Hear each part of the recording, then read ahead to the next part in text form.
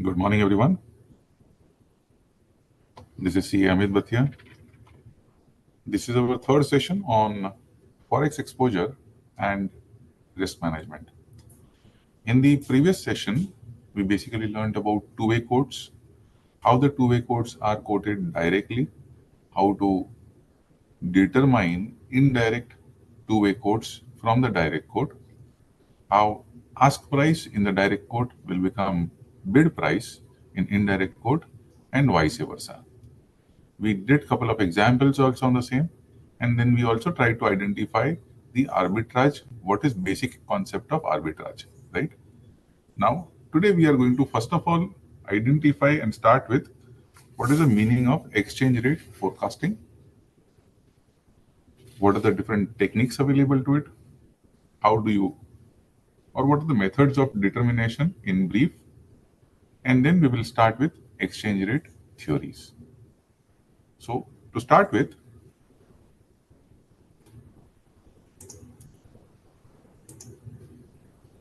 first is exchange rate forecasting.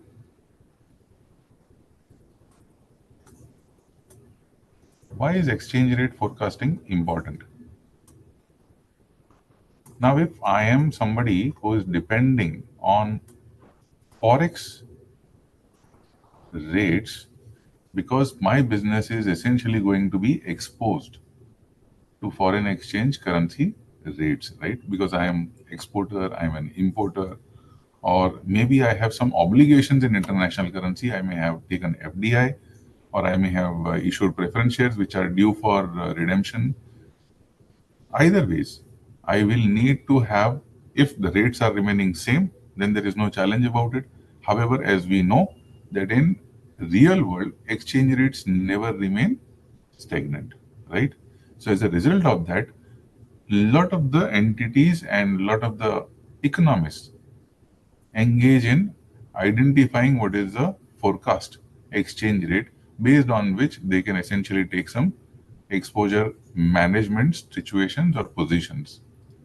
So, what are the different techniques of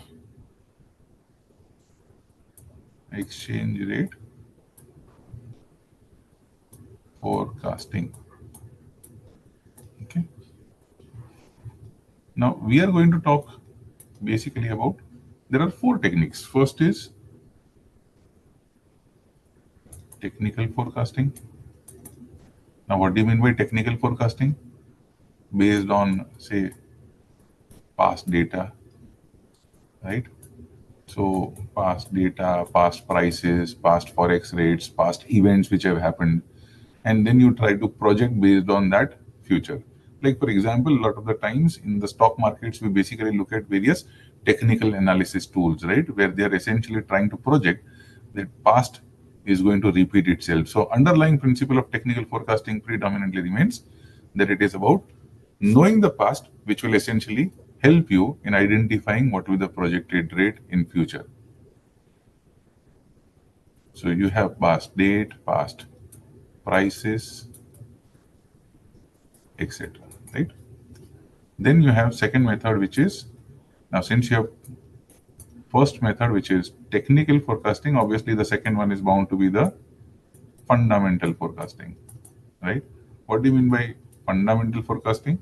Where you are looking at the fundamental variables involved in that particular economy, like what is the GDP growth rate, what is the income of the two countries, what are the inflation rates in the two countries, so on and so forth, right? So here you are basically focusing on the fundamental factors of economy, of the two economies or the two countries, right? Fundamental factors of two economies or countries, basically, right? To determine what will be the forecast exchange rate. Third method is essentially about market based. Depending on what is the, this is the most simplest of the lot because this is what practically is determining the price, right? Which is nothing but demand and supply of the two foreign exchange currencies. Now the last is obviously a mixed method, which may be combination of one of the two or one of the three, or you can say two out of the three, or some combination of these three earlier methods, right? That is mixed method. So it may be a mix of basically two or three such techniques. Now, from these techniques, what I generally lead to is to determine what is the how to determine exchange rates.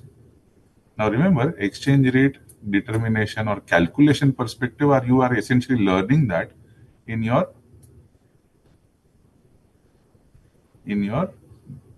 derivatives module, right?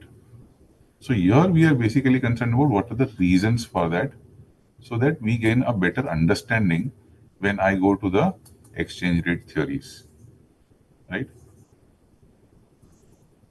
All right. So what are the exchange rate determination causes or factors? So first is deficit or surplus on capital or current account. So here we are talking about basically balance of payments position, right? Of the two countries. So we are talking about balance of payments position from economics terms, right? Now you know for a fact that India has huge deficit with regards to US, right? We have a huge deficit because we have, in balance of payments position, over the historically as well, we have been importing or getting more FDIs, etc. So we have been always maintaining a deficit vis-a-vis that country, and as a result, obviously, INR will have lesser demand, and as a result of it, US dollar will keep on appreciating vis-a-vis rupee, right? Then you also need to factor what will be the trade barriers, right? This is something which is very, very popular right now, especially after the certain elections which have happened in United States of America. And already the incumbent president has spoken about how he is going to impose some tariffs, etc. Which means tariffs are basically known as barriers, right? Trade barriers. So as a result of that, how is that going to affect your exchange rate vis-a-vis that particular country? You know for a fact that uh, Europe has also imposed certain trade tariffs on the steel and aluminum products which are coming out from India, right?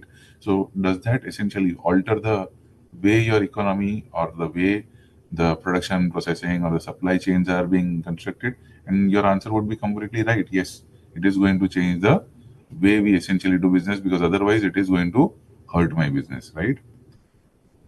And then we have intervention by central bank. How does central bank generally intervene?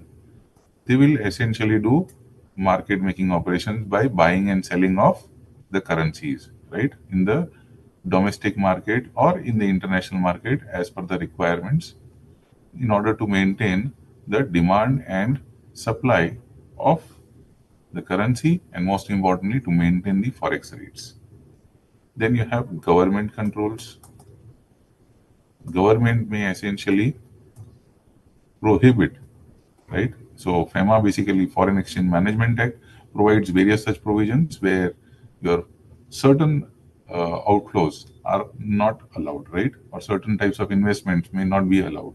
Like for example, in 2020, government had passed a particular FEMA circular that any investments which are coming from landlocked countries of India will essentially go through a prior approval basis and not automatic approval. So there are certain industries, as you know, majority of the industries today fall under automatic approval where you can directly invest in India. However, there were certain countries which were restricted that if they want to invest, it will not go through automatic route, and it will have to essentially go through approval route. So government will then check those particular proposals, and if it is deemed in the interest of the country, they'll allow as per their policy, etc. If not, then it will be rejected.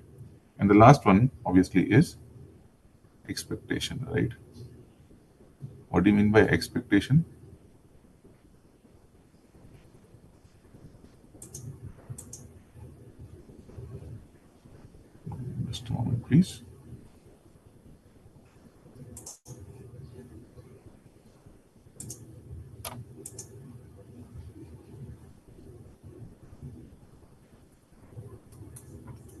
expectations.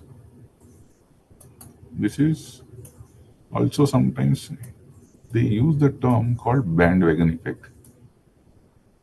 What do you mean by this? If everybody is expecting that, say, for example, rupee is going to depreciate vis-a-vis dollar, then as a result of that, you know for a fact that because of this expectation also, with so many people having that, they will start taking more and more positions today on dollar, right? And as a result of that, since they will start buying dollars today more, as a result of that, automatically, future may the prices of dollars will appreciate vis-a-vis INR, right? So bandwagon effect is basically where you are just following that particular momentum which is being created. So it's also sometimes known as herding behavior, because all of them are acting together, sometimes even without understanding whether it actually is going to be true or not. That is bandwagon effect. Now, after learning these techniques, right? After learning techniques or knowing about these techniques and what are the various ways in which exchange rate is determined, it's very important for us to now identify that what are the core principles based on which you essentially determine exchange rate. So there are a couple of very important exchange rate theories which are being given, right? Which we are going to start studying now.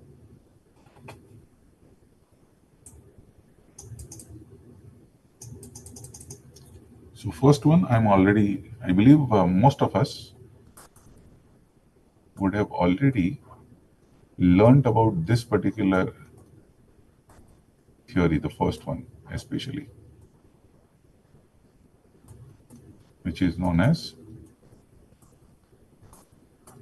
interest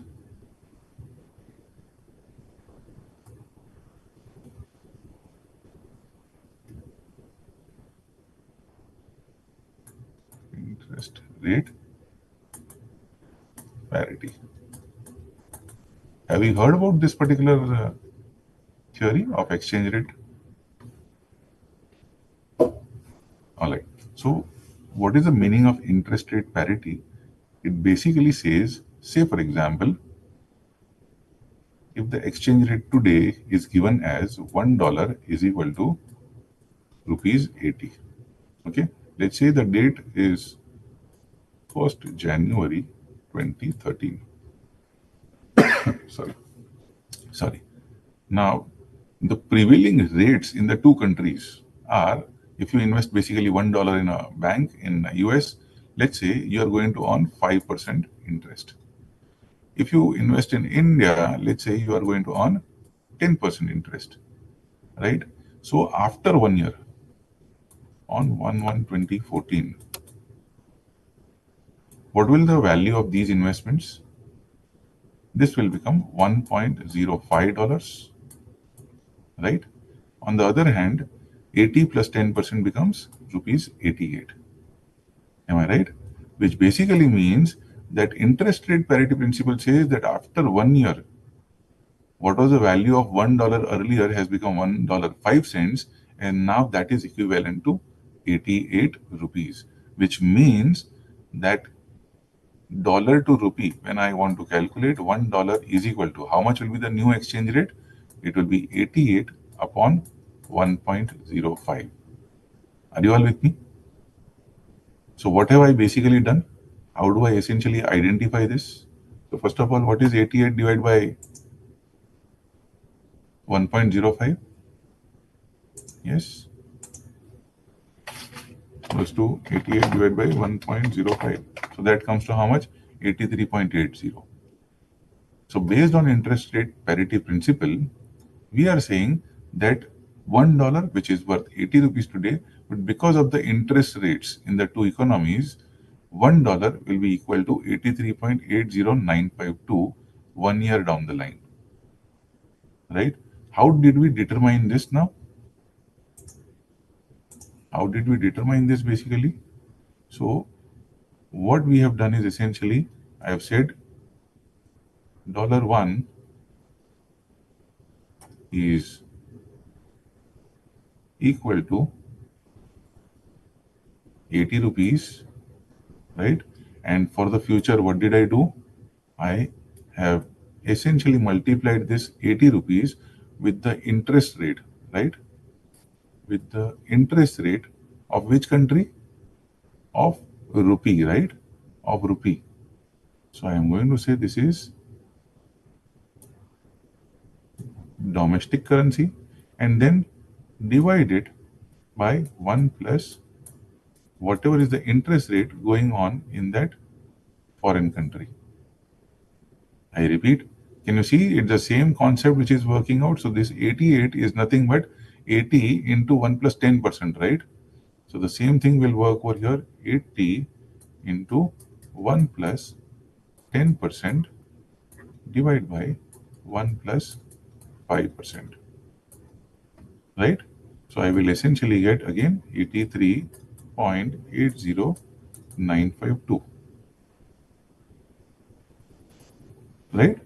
Are you all able to understand this? This is called interest rate parity principle, right? Now let us take one example.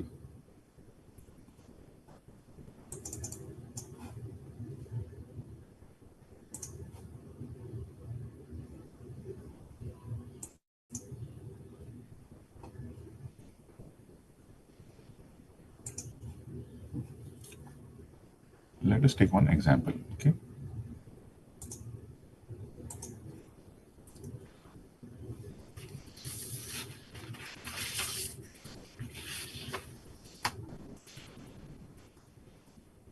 Say for example,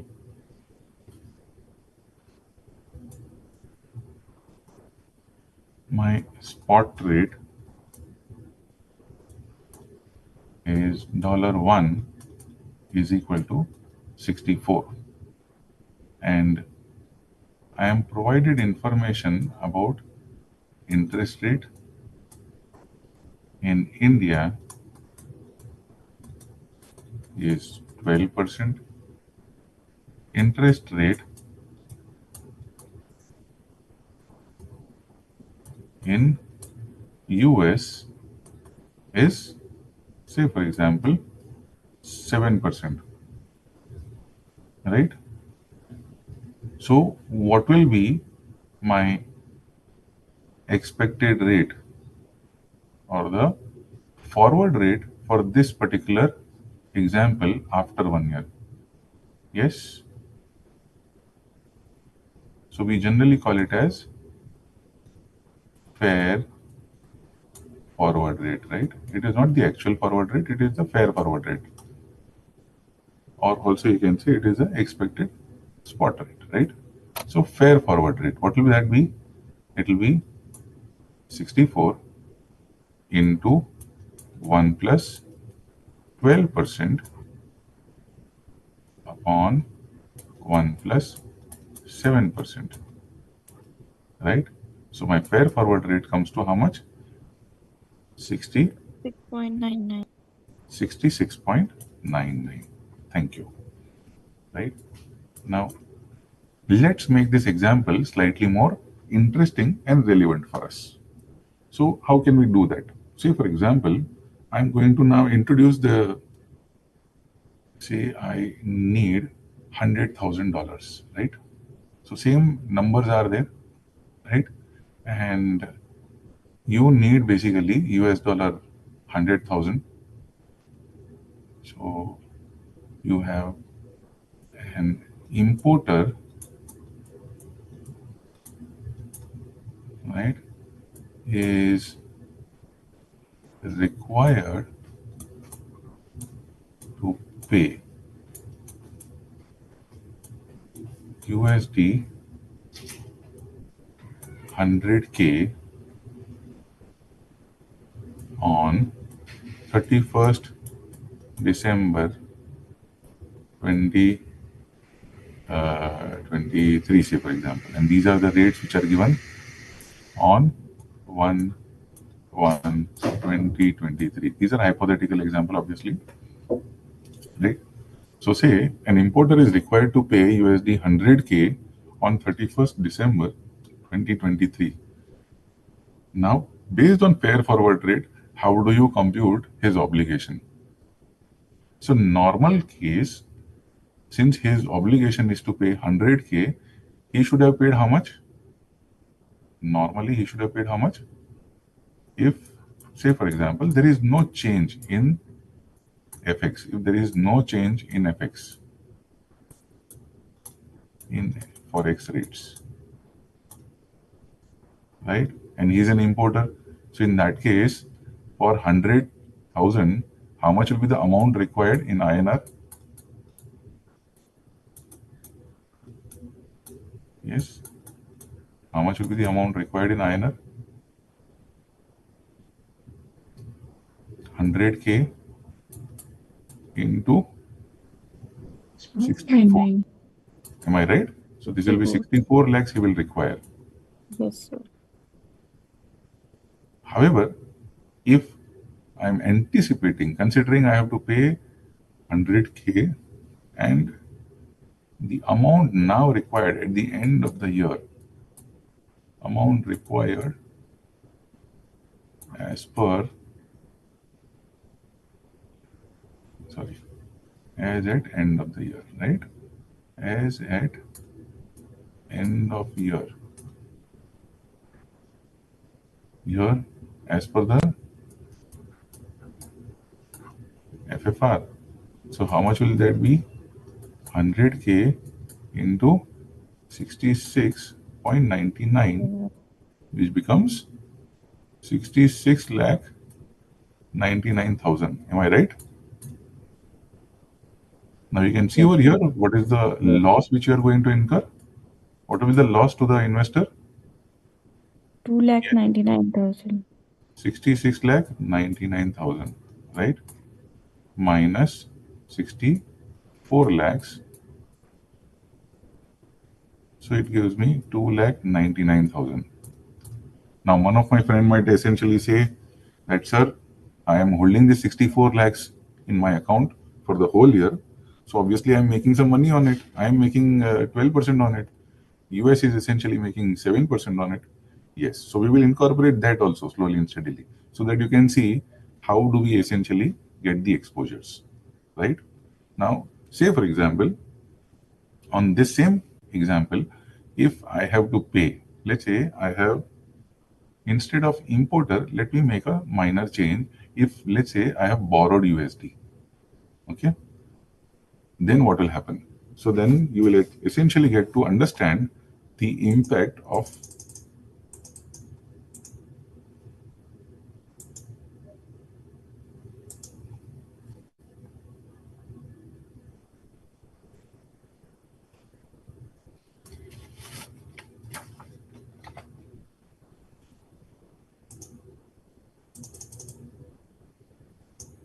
okay. Now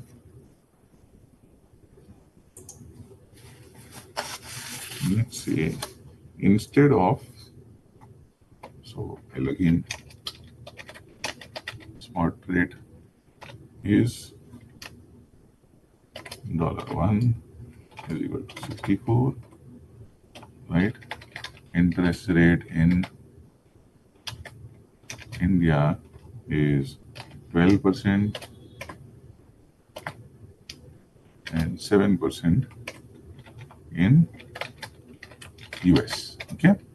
And now let's say, for example, I have a borrower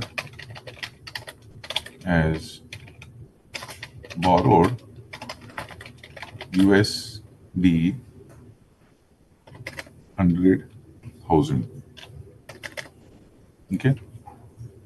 Has borrowed 100,000, which is payable on 31st, which is payable at the end of the year. Okay, so we are talking about now a 1 year. Now, after 1 year, what will be my obligations in USD terms? How much amount I need to pay? Yes, how much amount do I need to pay in US dollars? 100,000 into, I have borrowed 100,000 at 7%, right? So I'll have to pay 100,000 into 1 plus 7%. So I'll have to pay how much amount? 107,000. Are you all with me? Yes? I'll have to pay 107,000 USD. What will be the price of this INR which I'll have to pay? Remember, we are not given the forward rate, so we are still calculating fair forward rate based on interest rate parity principle, and we will try to determine. But let's say, for example, if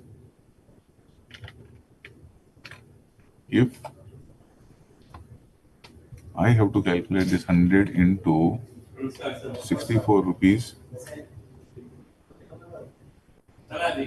68 lakh 48,000. But sir 1.07 से क्यों multiply करेंगे? 1.12 आएगा ना? just 1 minute, beta. Yes, on domestic currency we are earning. Am I audible? Yes, sir. Yeah. So on domestic currency, yes, it will be 100,000 into 64 into 1 plus 12%.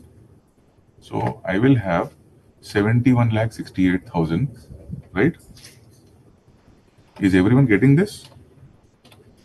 How did I get 71,68,000? Yes.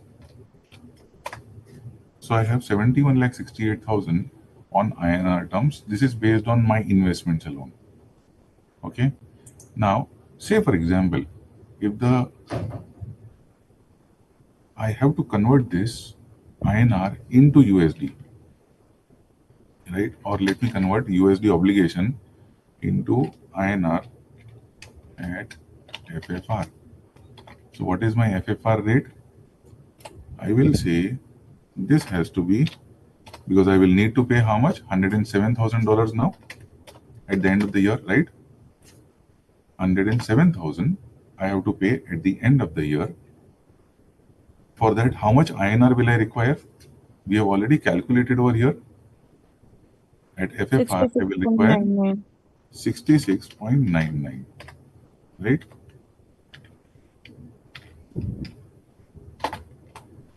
66.99. Can you see this over here now? Difference is profit. Difference is my profit or loss. Am I right? Yes, sir. So I have to pay how much? I have to pay, now that I am actually going to pay at the end of the year at fair forward rate, I am paying 71,67,930. And had I essentially, let's say, just 1 The minute. earning is 7 Basically, lakh 7168 and expenses 7167. yeah, let me just calculate once again another concept also, so that I can give you the differential as well, which is, let's say if there is no interest rate, which we already covered earlier. Okay, so you can see the difference now. Now I am comparing my INR at spot, right? Assuming there is no inflation, then in that case, what happens? If there is no inflation, then what will happen? Inflation in which? Inflation in spot rate. Meaning if the Forex rates, so if Forex rates remain unchanged, then what will happen? Yes, my INR earnings, do I have a loss or profit? My INR will become how much? I will have how much rupees available with me? 71,68,000, right? Because I've invested this 64 lakh rupees, I have to pay after 1 year. So I'm not going to obviously keep it idle. I'm investing in a security, so I'm earning 71,68,000. And then at the end of the year, I will have to pay, right? Sir, loss So हो for that, जाएगा. I will require how much INR? INR required for buying USD. How much will that be required?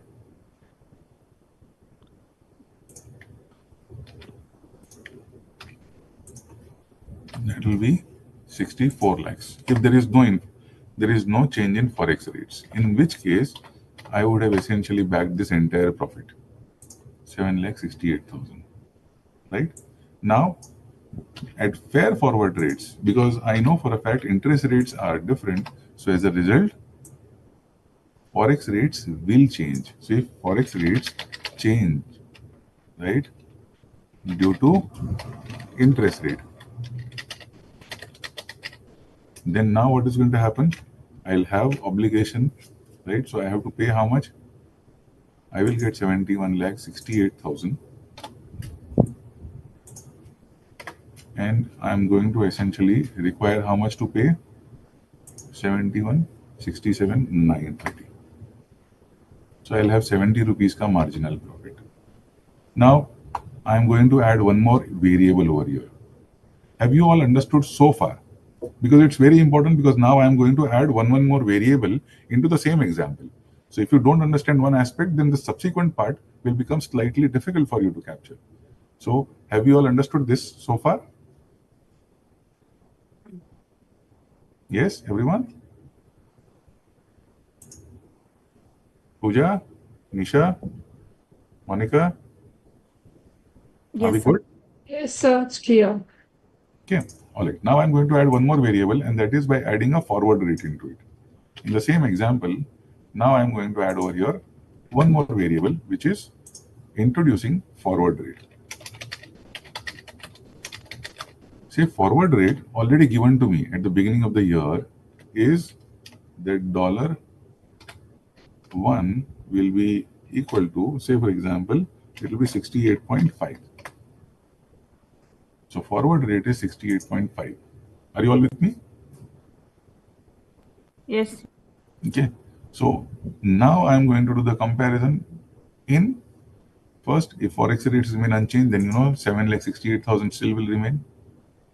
But what happens if I have essentially entered into a forex contract? So if I enter into a forex contract over here, because forward rate was available to me, so then in that case, what will happen? If forex rate contract was entered into, yes, then how much INR will I have at the end of the year? 71,68,000. Am I right? How much INR will be required for buying USD? Yes, you'll have to pay 107,000 Forward rate. at forward 68. 68.5. So now you will have a loss. Are you with me? Yes, sir. Right?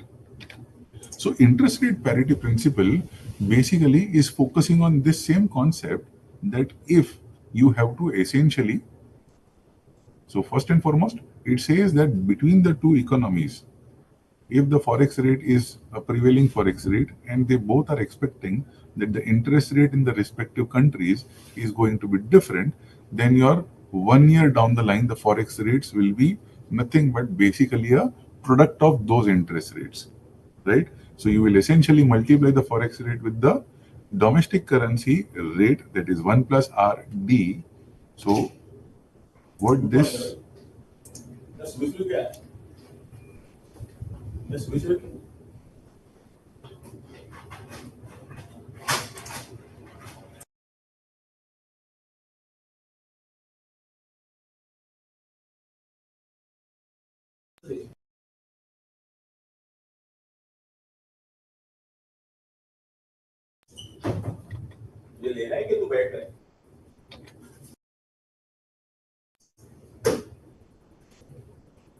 okay, so here when I am essentially talking about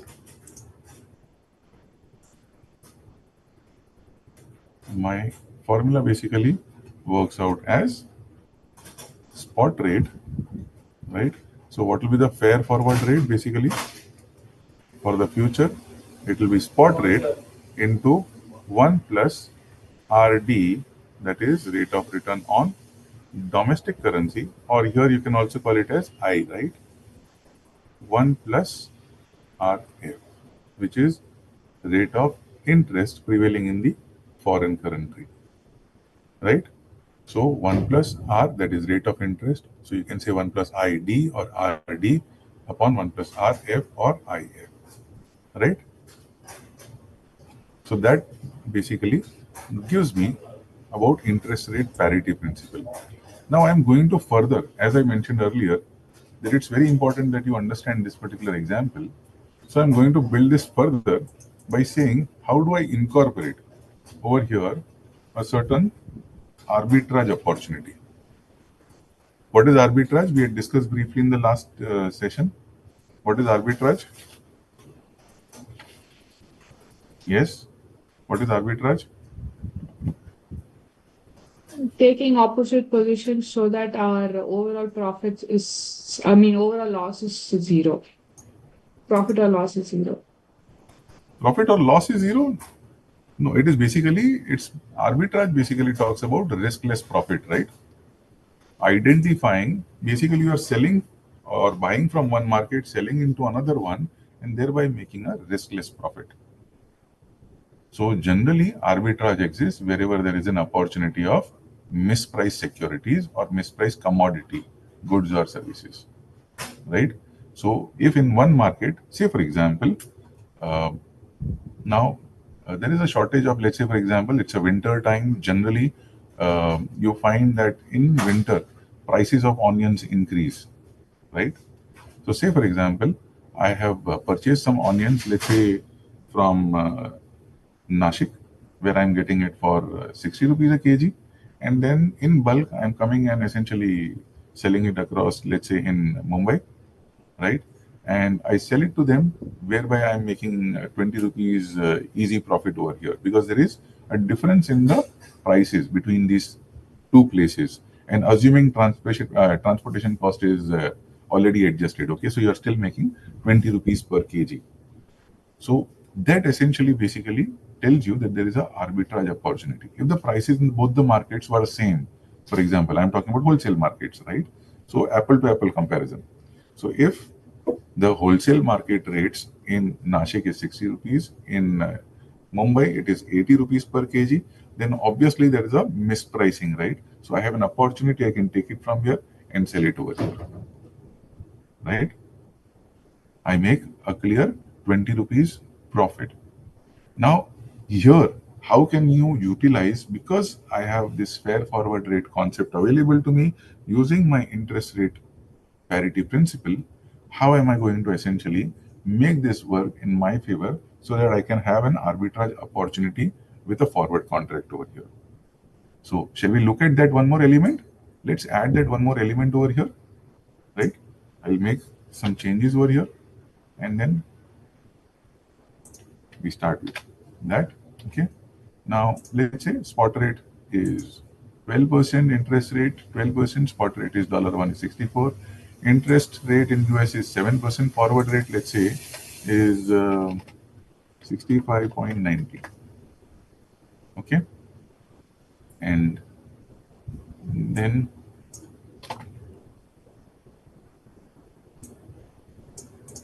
okay.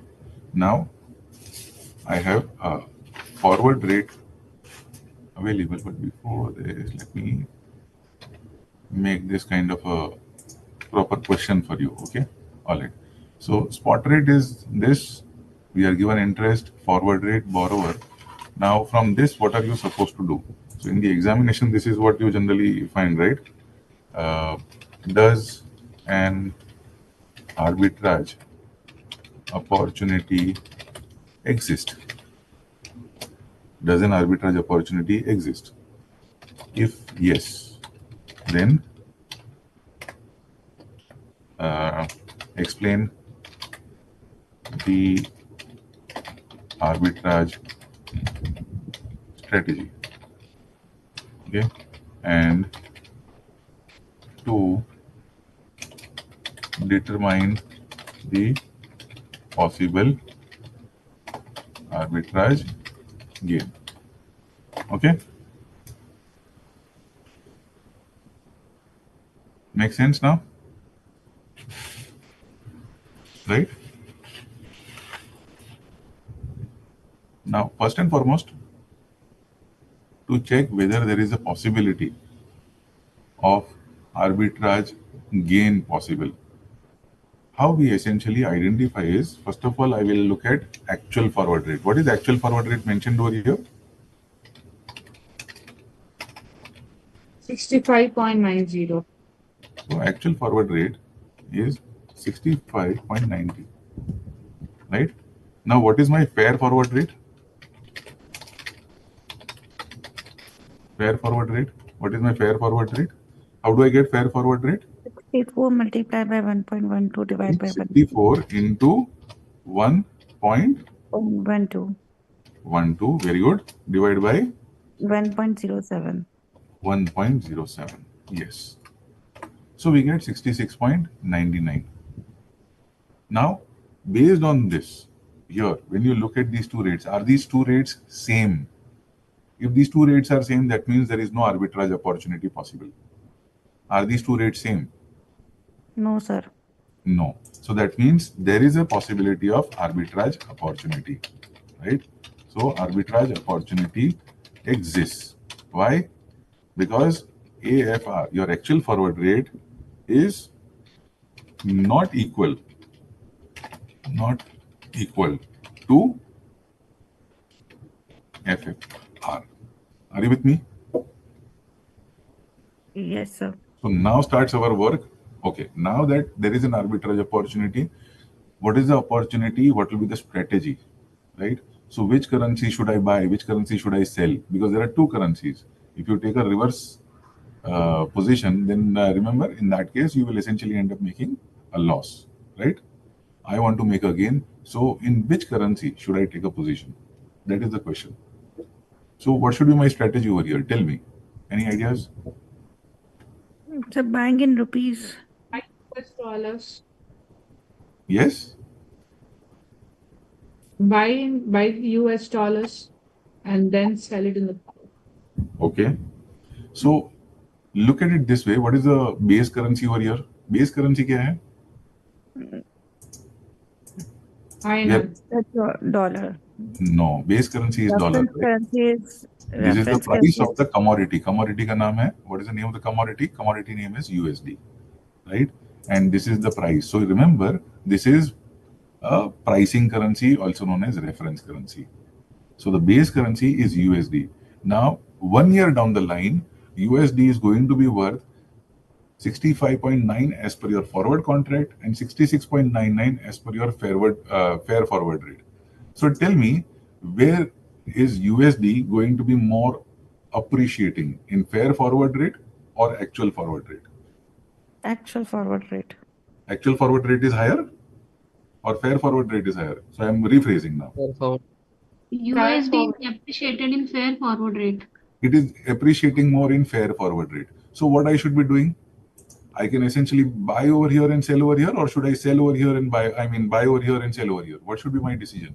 I need to do. Buy at actual forward rate and sell at fair forward. Okay. So can I say my strategy is going to be buy here and sell here? Are you all with me? And in the process, I will make a certain arbitrage gain. Are you all with me? Yes, sir. Yes, everyone? Okay. Yes, sir. Because that is a clearly established. I will essentially make whatever this 1 rupee, 2 rupees, etc., which is the difference which is available to me. Right? So in order to execute this particular strategy, now, what is the position which I am going to take over here? So I am going to, first of all, let me remove all this. Okay. We will do the computation afresh. All right. So first of all, what is going to be my arbitrage strategy over here? So my arbitrage strategy is Invest today. buy 65.9.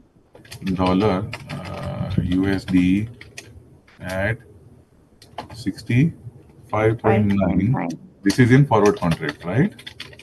Yes, Forward sir. contract, and sell USD at what rate? 199. 66.9907 5. or 65 chalo, or at 99065, right? This is my arbitrage strategy. Now I need to make it more actionable or workable. So what will be the steps required now for pulling out this particular arbitrage strategy? Let's break it up into literally step by step. What do I do? Without, tell me please. What do I need to do? Step 1. So what do I do today? First and foremost. So borrowing in dollars, investing in rupees, Very good. and So very good. So first and foremost, what I'm going to do is, remember, I want this particular strategy to be executed. But remember, my obligation is going to be 1 year from now, not today, right? So in order to do that, because I will have a obligation to repay on my loan, right?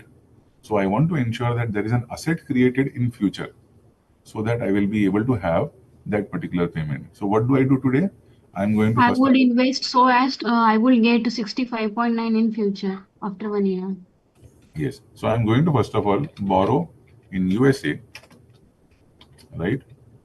How much I'm going to borrow? I'm going to borrow 100K, right? That is my first step. Then what will I do? I will have the step. convert into rupees at a spot rate and invest. Very good. So I'm going to first of all convert in INR and invest in INR at 12%, right? Okay. Yes, Anything sir. else I need to do alongside in the same moment kind of? Do I need to do something? So borrowing interest also calculated with borrow rate. Sir, only 100K is not paid by us, no? This I'm going to We convert can- INR, right? Convert INR at what rate? Sir, 64, which you mentioned above. Yes, at spot rate of Okay. rupees 64. Am I right? 64. Yes, So I'm sir. using more technical language which is required over here. You have understood the concept, but I'm trying to add the technical terms also over here, which is spot rate and forward rate, right? Okay. So I have bought this at the spot rate, converted into INR, and I invest it. Now, what do I need to do?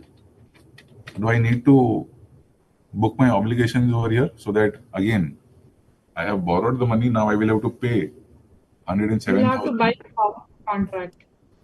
Yes, so I have to Buy buy a forward contract. forward contract, right? So that I Forward am contract. essentially covering my exposure. Buy forward contract of how much value? Of how much? 65.9. That is at the rate, yes. Forward contract at the rate of 66.99. 65.90 rupees, right? Yes, But sir. what will be the amount of USD which I need to cover? 1.07. I mean, It will be with interest. USD how much? Should it be, so just for information, 100K essentially is nothing but 100,000, right? So here when I am taking forward contract, it should be for 100,000 or 107,000. 107,000, sir. 107,000. Why 107,000? Because after 1 year, I will have to pay how much? 107,000. 107,000. Are you all with me so far? Right?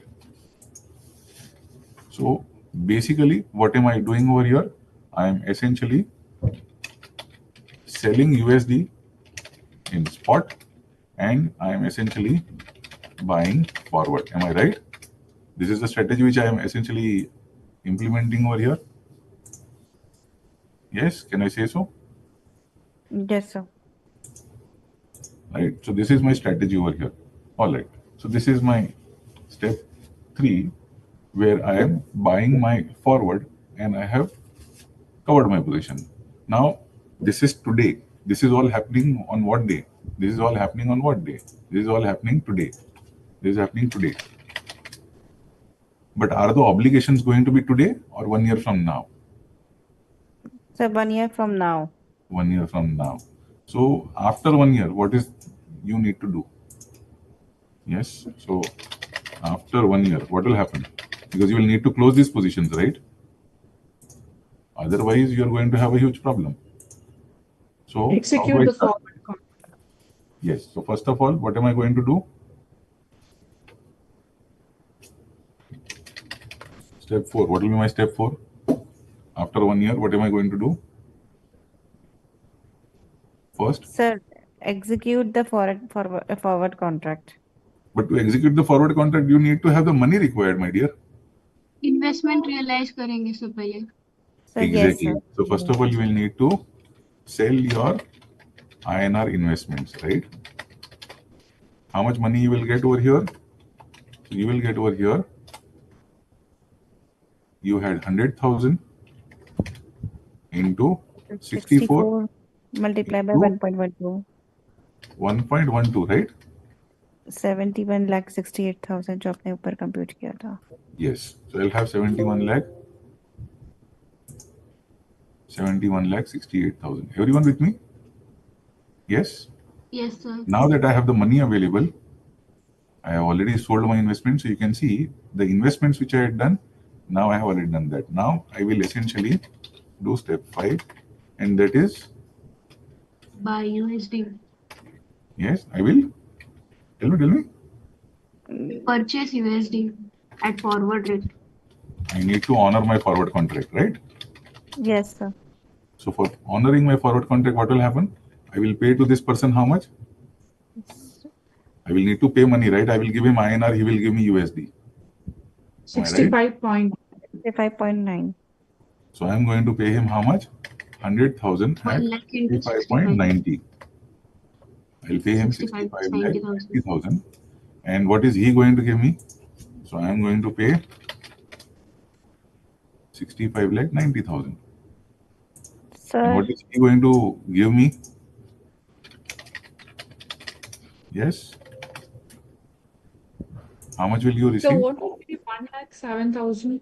yes, sir. Same question. Very good. So why Thank we you. don't I was use 1 waiting lakh? somebody will essentially tell me, because my obligation is Yes, 1 lakh, 107. 107,000. Very good.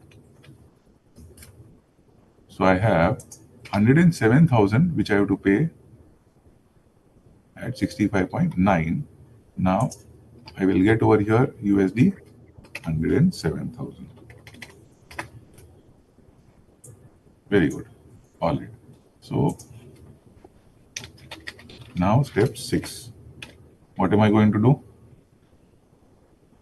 I have already received the money. So can I repay the US loan? Can I repay the US loan Yes, sir. of how much? 1.107,000. 1,07,000 USDs. I will repay the loan of USD 100,000 with interest, right? Which will be equal to 107,000 USD. Now, in the process, have we made any gains over here? Did we make any arbitrage gain over here? Yes, I've invested 71,68,000 and received 70,51,300. So the difference becomes the gain. Yes. So the INR received was how much? 71,68,000. Am I right? Yes, sir. And then INR used. I am basically taking single currency, right? So that I can essentially identify easily. I am paying 70,51,000. So how much is the gain made by me? Is this gain or loss? Yes. Gain. You can say this is INR outflow, inflow, etc. Okay. This is received is inflow, pay is outflow, and you get a gain of 1,16,700. Got it, everyone? Yes, Does this sir. example help? I'll just, before I go further ahead, let me just revise this concept all over again, right? So we started with interest rate parity principle. In fact, we started first of all with exchange rate forecasting, right? What are the techniques of exchange rate forecasting? So you have technical forecasting methods, fundamental, and mixed market-based, which is generally what happens most of the times, that is based on demand and supply. Then we discussed about exchange rate determination, right? There are 5 methods of determining exchange rates. Then we essentially started with the first exchange rate theory, which is interest rate parity. And in interest rate parity, how do you calculate your expected spot rate or fair forward rate, as we call it? So that is nothing but spot rate into 1 plus rate of return on the domestic currency upon 1 plus rate of return on the foreign currency. Now it is important that you are essentially talking about spot rate which is in that particular currency where the base currency is, say for example, dollar, right? If you obviously do the reverse of this, then obviously, say for example, I am talking from a USD perspective, and USD essentially is following a direct method over here. Then for them, what is direct method? How much dollar you need to pay for each rupee, right? So if they are going to convert it into that particular aspect, then in that case, it will be the reverse formula. Okay. So we generally follow this very basic concept, spot rate into 1 plus your I, or you may say R, rate of interest on domestic upon rate of interest on foreign currency, right? Then we essentially took an example over here that if spot rate is $1 is equal to 64 rupees, interest rate in India is 12%, interest rate in US is 7%. A borrower has an obligation. Let's say a borrower has borrowed USD 100,000, which is payable at the end of the year. Then what will be his obligations? What will be his liabilities, right? So we calculated over here that he will be required to pay 107,000, right?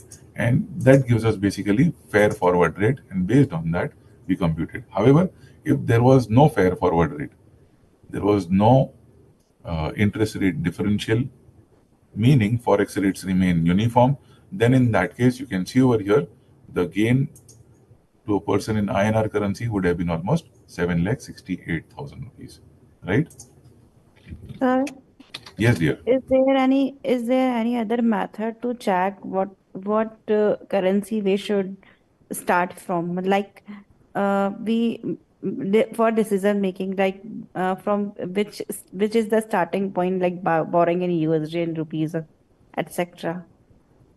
So you are talking about basically which rate should I take in the numerator denominator? Is that the No, question? no, sir. No, sir. This is not my question. This is sir. Come to down, sir. The here you told the USD is appreciated. Something else to know determine where we are from starting that transaction, that arbitrage. You are saying how do I forecast whether my Yes, rates are going to sir. increase or decrease? Sir no forecast sir Like जो how आपने to अभी किया decide? ना कि जो भी आपने नीचे लिखा था कि ये यूएसडी फॉर अप्रिशिएट हो रही है राइट Yes. सर ये इस तरीके को छोड़कर कोई दूसरा तरीका है कि वी फाइंड आउट कि हमें बोरोइंग किस करेंसी में करनी है एंड इन्वेस्टिंग किस करेंसी में करनी है because here is some confusion beginning of this question कि विच करें और सेम कंफ्यूजन एग्जाम्स में अगर हो गया तो we need to cross check कि second method is also saying is telling the same if Okay. there is any second method to check or verify ki whether we starting borrowing in USA or in rupees or investing in other steps follows. So the best way to essentially identify whether your computation, your strategy is essentially right or wrong. That is what you're asking, right? Yes, sir. Whether this strategy is actually making gain or not. Yes, sir. So for that, see, there are two ways of going about it. Either you can do the calculation in INR, which we have done, right?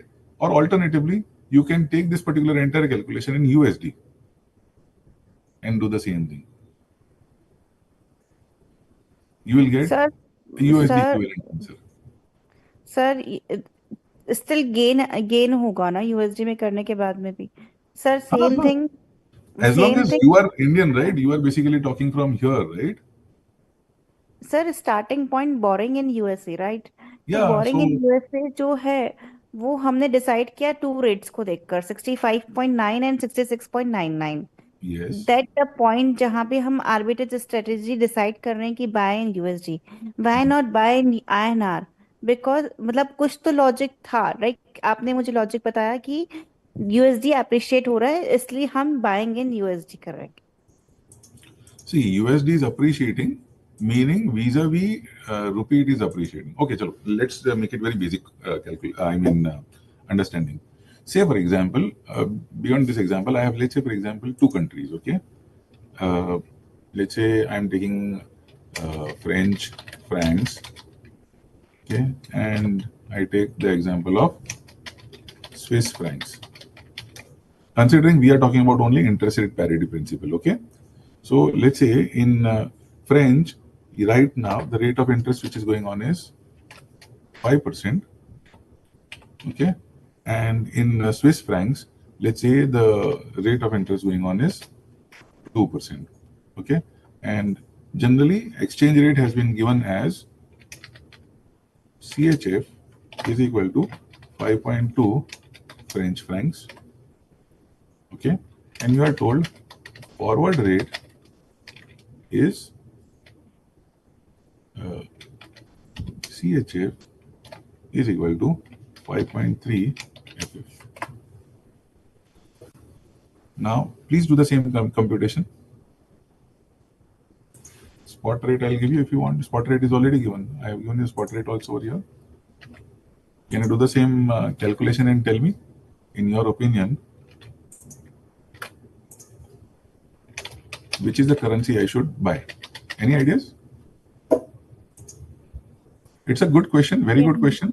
How do I come Say to know? 5.2 multiply by 1.05 divide by 1.02. Okay, so my fair forward rate, first of all, comes to equal to, I have 5.2 into, so I should be multiplying this 5.2 with which rate? 1.05. 1.05. Very good. Because that is a FF currency. So obviously I need to take in the numerator whatever is the ROI earned by that currency. Okay. All right. Now I divide it by 1.02. Is that okay? Yes, sir. All right. So now I'm getting 5.5. 5.35 as per fair forward rate. So tell me now what will be your strategy over here? This is CHF. Typo error. Yes. Tell me. What will be my Buy strategy? buy forward at 5.3 and sell at FFR 5.35. Yes. Very good. Is that clear to everyone? Sir that is the point sir, जो मुझे पूछना है आपसे कि ये जो आप decision लिया पूजा ने, राइट? ये सेम लास्ट एग्जाम्पल को देख के लिया या फिर वही सेम लॉजिक था? इस लॉजिक के अलावा जो एप्रिसिएशन और डेप्रिसिएशन इन रुपीज और इन यूएसडी है, उस लॉजिक के अलावा कोई दूसरा लॉजिक है जिससे हम ये डिसाइड कर सके कि in which currency we should buy और we should sell? Okay, rather than directly answering your question, my dear, I would still take one more chance over here and then I will obviously explain you. Okay. Let's say, for example, if this is 5.6 FF. Okay. Now, can you tell me between these two currencies? This was one example which we saw earlier, and you feel that is similar to the one which we have already done. So, I have given you slightly now a different one. What is the change over here, by the way? And would my strategy change? Forward rate जो है CHF वो ज्यादा है as compared to fair forward rate, इसलिए मैं forward rate पर cell करूंगी और फेयर फॉरवर्ड रेट पर मैं बाय करूंगी. Monica, are you clear with this? Yes sir. It is just comparing as if it is under priced और over priced, उससे हम हमारी स्ट्रेटेजी डिसाइड करेंगे. Exactly. Right. So first and foremost, rate of interest is not the only thing which you are doing, right? If rate Yes, of sir. interest was the only factor, then obviously I will invest in the country where the rate of interest is higher, right? And then pay to the other country where the rate of interest is lower.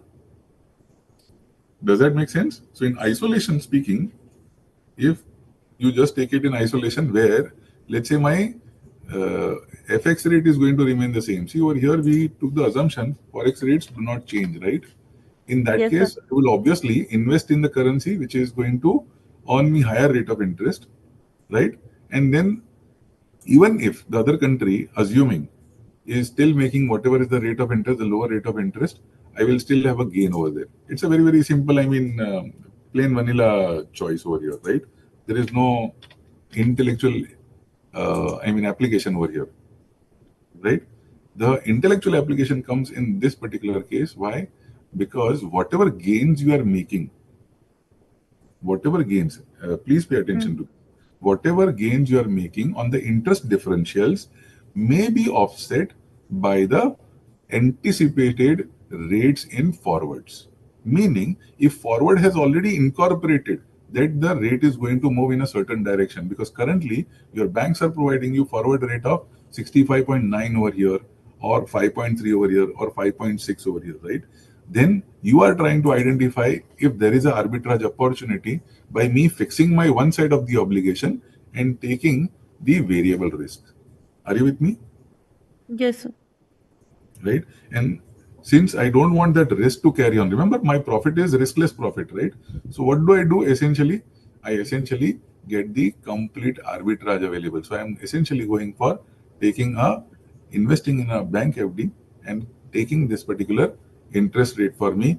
In the due date, I get 71,68,000, which I will essentially use for buying my forward contract at 70.51, which I have already entered into at the beginning of the year, right? And then I can have a clear profit of 1,16,700 at the end of the year.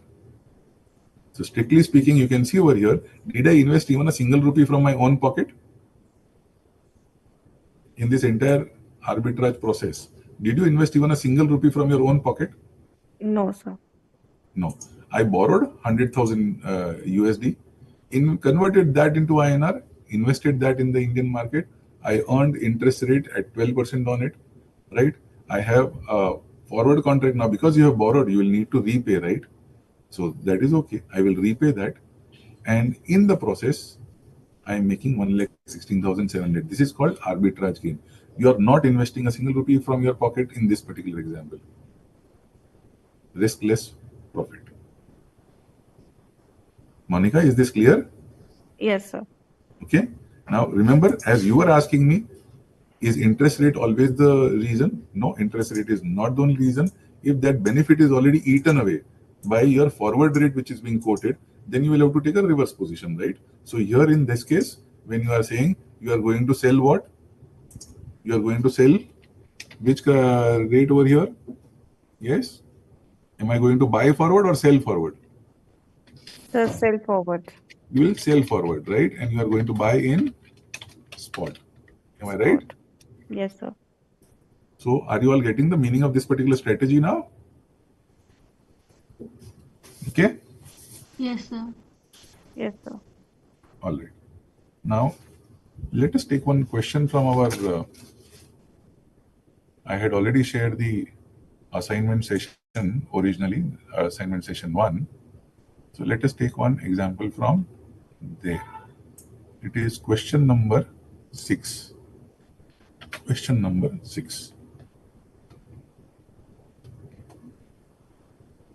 Question number 6.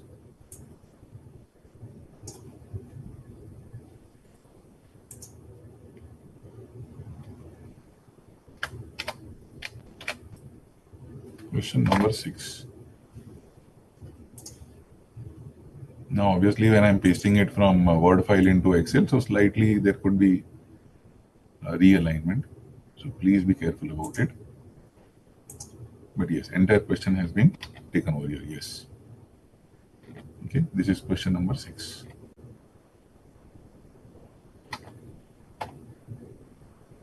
Shall we start?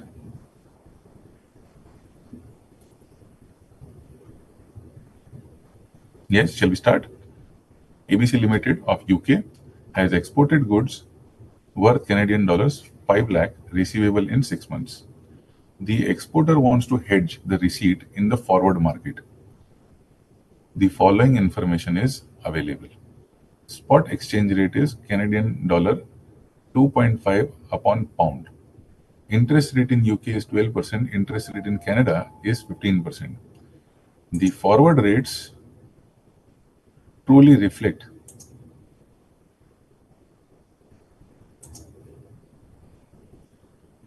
the interest rates differential. Find out the gain or loss to UK exporter if Canadian dollar spot rates declines 2%, gains 4%, or remains unchanged over next 6 months.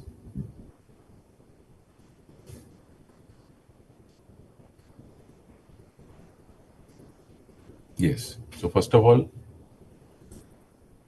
we need to calculate what will be the, what do I need to calculate first and foremost? Yes. Fair rate. What Fair would be the rate. future? So first of all, I'll have to calculate fair forward rate. Am I right? Yes, Yes, everyone? sir. Yes, sir. So what will be my fair forward rate? 2.25 multiplied by 1.15 divided by 1.12. 2.5 into, 1.15. think again, into 1 plus 15% divided by, Divided by 1.12. now think again, 15% is the rate of interest per annum, right? What is the Yes, period sir. over here? Receivable is in, 6 months. 6 months. 1.075. very good, right? So then I will have 1 plus 12% divided by 2. In other words, this becomes 1 plus 7.5% divided by 1 plus 6%. Am I right? Yes, sir. So the rate comes to 2.53575. I'll just add the formula text for your easy reference. Right? Okay. So my fair forward rate is 2.535377. Now, ABC Limited has exported goods worth Canadian dollars 5 lakh, receivable in 6 months. So how much will be the amount of receivable if these three situations are there? So I'm going to take the first situation where declines by 2%. Okay, all right. So here, first and foremost, how much is the amount I will receive? Amount received at the end of 6 months. How much amount will I actually receive? Yes, 500,000. This is 500,000 Canadian dollars. So should I be multiplying it with 2.53 or dividing it by 2.53?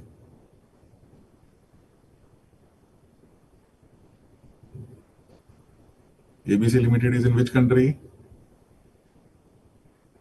A UK country. UK. So he would want to calculate essentially his numbers in pound or in Canadian dollars? Pounds. Pounds. Right? So I need to essentially convert. So what is my rate over Multiply. here? My fair forward rate is expressed in Canadian dollars, right? This is Canadian dollars which is mentioned, right? Canadian dollar per pound. right? So I want over here answer in GBP. So you are going down or up? Up. Multiply. No, 500,000 is which currency? Canadian dollar. Canadian dollar. And you want to convert that into Pound. pound. So you are going down. Okay, Down sir. the ladder. Sorry, sir. Going up Down the the ladder, multiply. Going down the ladder, Divide. Divide. I'm going to divide this by 2.535. 2.5. 5354 कर दूं? Okay, 4 decimal points. 5354. Right? Now, I'm going to essentially say, okay, if I have spot rate, right? So what will be the amount received? What will be the amount received if amount received at spot rates. So what will be the spot rate? 2.5. Will it be 2.5? तो decline है ना minus 2%. 2.5 into 1.02. 2.9. Or should it be 0.98? 0.98, sir. 1 plus or minus? minus. Minus. So sir, if it is declining, then more units of the Canadian dollars are going to be there. So it will be plus. Very good. First and foremost, you need to read this information clearly. You're talking about find out the gain or loss to UK exporter if Canadian spot rates declined by 2%. So if Canadian currency, which is the pricing currency, if that is depreciating, we have done this concept in the first lecture, remember? If Yes, the sir. one currency, which is your pricing currency, is depreciating, that means the other currency is appreciating, right? Yes, sir. Yes. So this will be into 1.02 because 0.02. Canadian dollar is depreciating, but who is getting the benefit of this? UK exporter. Am I right? Are you with me? Yes, sir. Okay. All right. So now, how much will you get? 500,000 Canadian dollars divided by 2.55.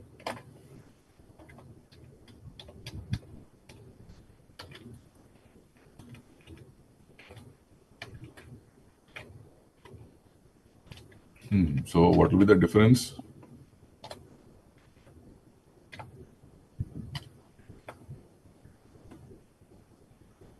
Difference is 1129. Is this gain or is this loss?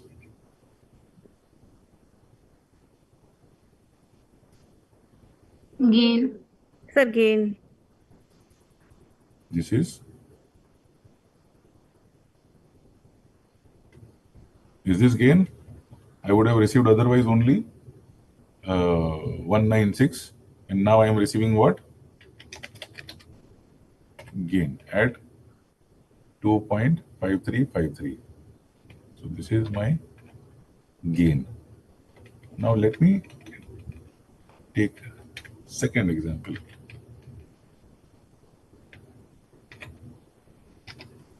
In the second example, I have, what is the second requirement? Gains 4%, right? So which currency is gaining 4%? Canadian dollar. Canadian dollar. That means for UK pound, So it is depreciating. or UK pound. So this will this have any change? Will this have any change? Because No. this we are going to convert at what rate? This we are going to convert at FFR, right? इसमें Yes, sir. there is no change in this. So there is no change in this. Now, but there will be a change in the spot rate, right? 96%. Now that Right. Canadian dollar is gaining, so that means it will have to be multiplied with 0.996. 96. 96 or 98 है? कितना है? It is 4%, right? हाँ 6.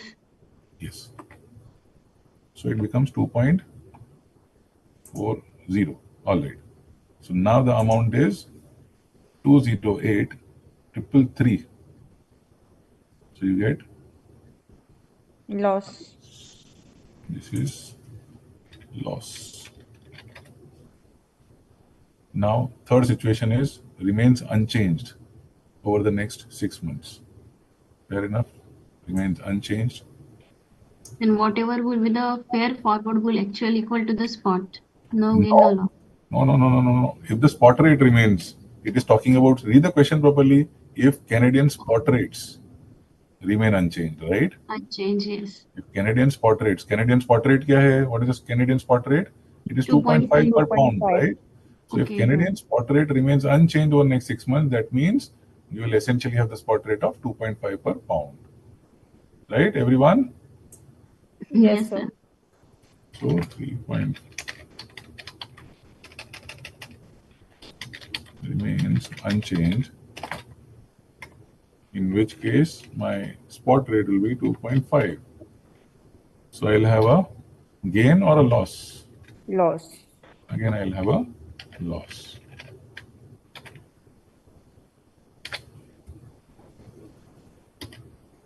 Right? Got it, everyone? Yes, sir. Okay. This is with regards to interest rate parity principle. That was our first method in exchange rate theories, right? So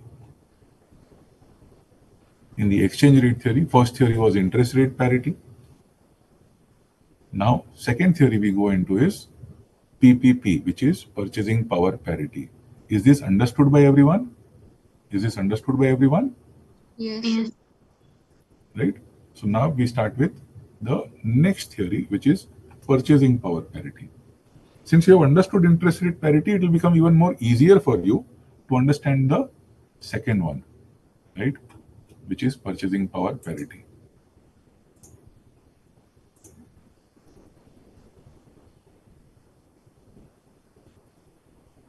So second method is purchasing power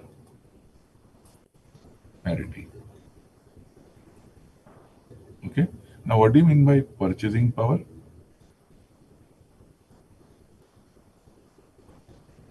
Yes. What is the meaning of purchasing power? So, purchasing power is nothing but it tells you how much of a commodity or a service can be bought by that particular currency. Right? So, say for example, if I say $1, I can buy one loaf of bread, okay, in US. And in India, you are essentially spending, say for example, rupees 30 for one loaf of bread. Now here, one assumption made is that the quality is same, okay? So everything else remaining same. It's an apple to apple comparison which we are trying to make over here. So the quality and everything is same. So $1 is able to buy you one loaf of bread. Rupees 30 is able to buy you one loaf of bread. So what is the purchasing power of money? $1 is able to buy you one loaf of bread. Same one loaf of bread in India can be bought for rupees 30. So what is the exchange rate coming out of this? Yes. $1 Sir, is that 30. rate is equals to 30 rupees. $1 is equal to rupees 30. Are you all with me? Right? Now, this same concept, so purchasing power is essentially talking about the real value of that particular currency by way of identifying it in terms of how much of a particular commodity or service you can essentially buy. Now, purchasing power parity principle can be classified into two parts, right? We can go slightly fast over here because even from examination point of view, the concepts, this particular two concepts are very easy concepts for you, right? Absolute purchasing power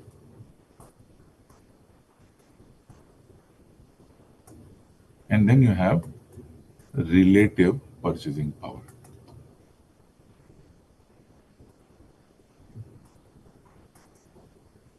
Relative purchasing power. Now, what do you mean by absolute purchasing power? So there is one index which is given in UK, which basically is talking about something like Big Mac index, right?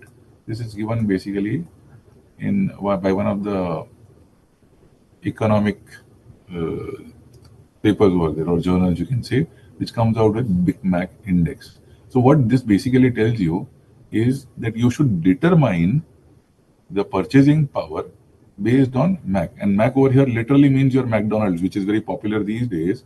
So they are basically trying to say that it is McDonald's which is being bought. So a Big Mac right? Let's see.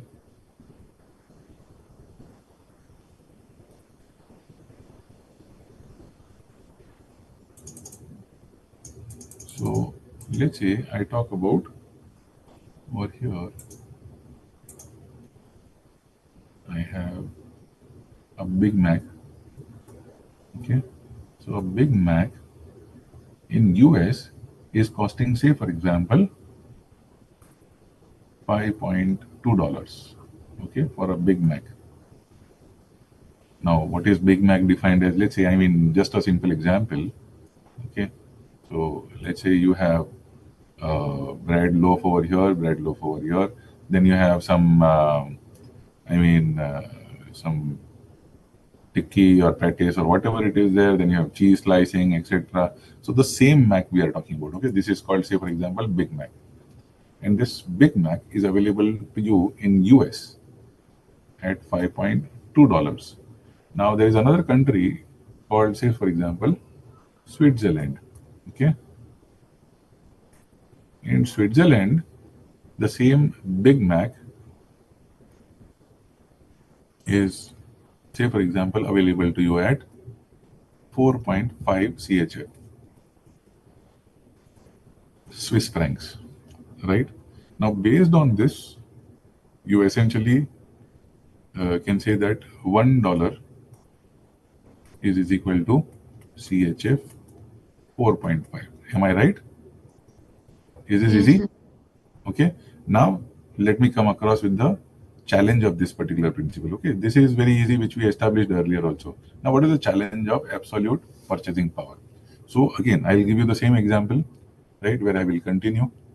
I'm going to take the example of, let's say, Italy now. What is the currency which Italy follows?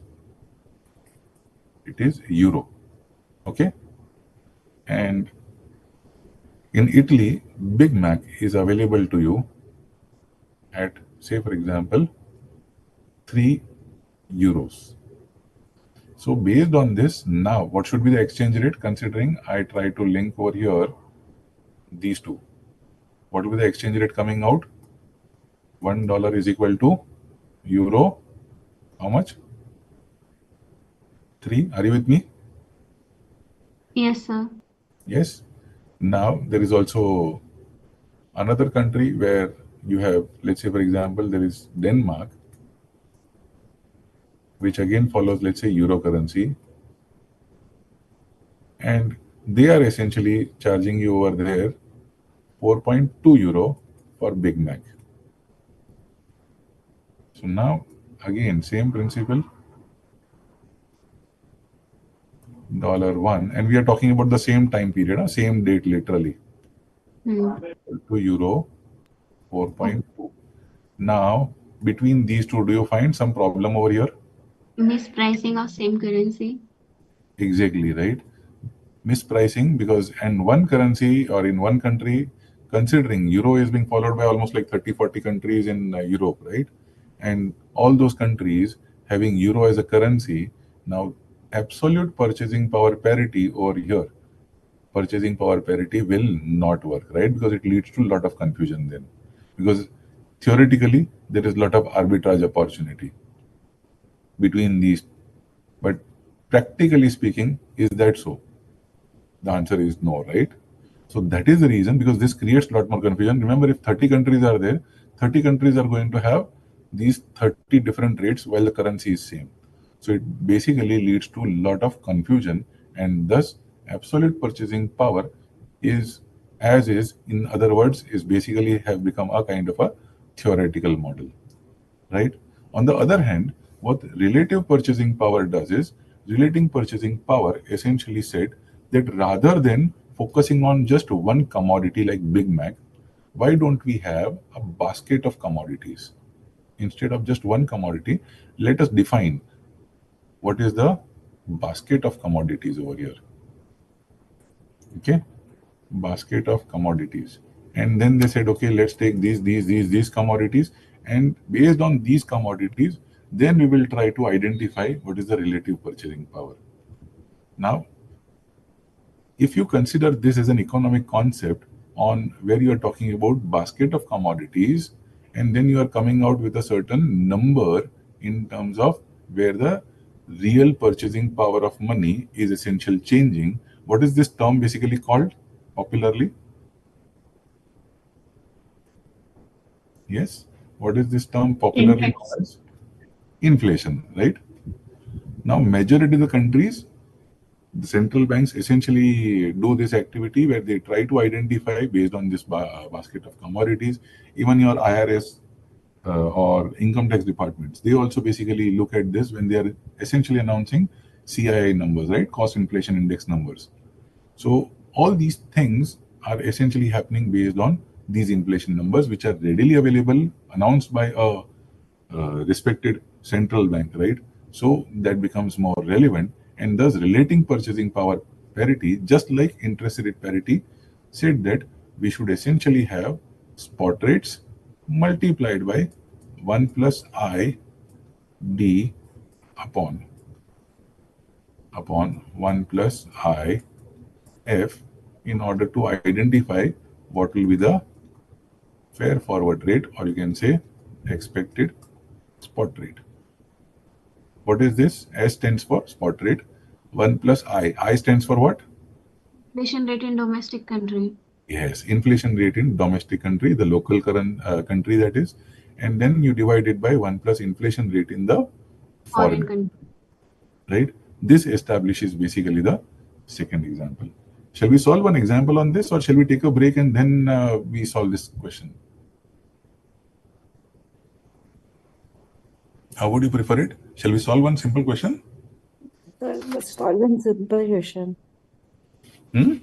Solve one simple question, then after we will Okay. go for So break. let's take one very simple question. So let me take this question.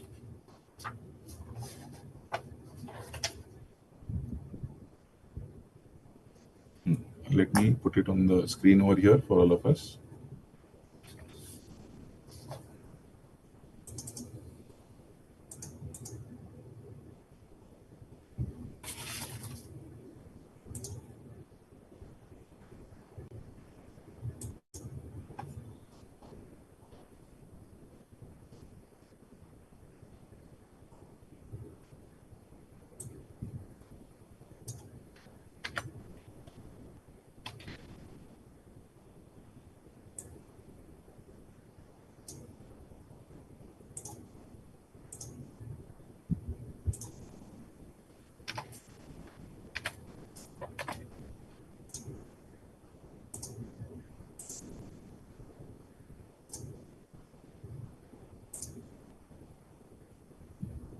Is this question visible to everyone? It's a very simple two-line question basically. Hello? Yes, sir, visible. Okay. Yes, sir. So the rate of inflation in India is 8% per annum, and in the USA it is 4%. Current spot rate for USD in India is given as 46, meaning it is $1 is equal to 46 rupees. What will be the expected rate after 1 year and after 4 years applying purchasing power parity theory? I think 1 year should not be a problem for all of us. Let us Yes. calculate. Chalo, jaldi. What will be my exchange rate over here? So my fair forward rate or expected spot rate, right? After 1 year. So that will be how much? It will be, yes, what is the given rate? USD1 is equal to rupees 46, right? So it is equal to 46 into 1 plus. Help me out, please. 8%. 1 plus 8%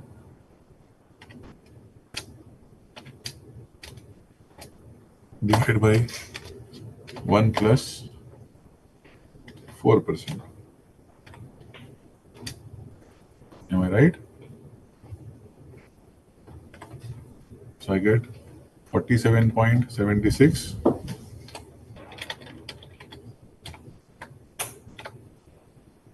Visible to everyone?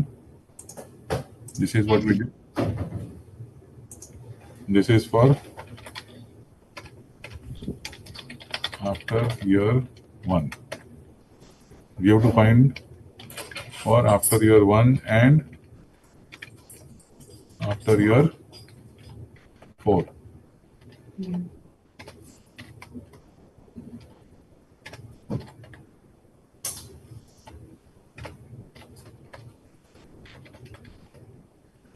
Yes, so how do I go about this now? So squaring brackets, or just say the rate that we have derived into inflation once again. Yes, so here I can just link it to this particular value, right? Is this correct? Please check. Are you getting this? Yes, sir. Yes, everyone? Are you getting it? Yes, sir.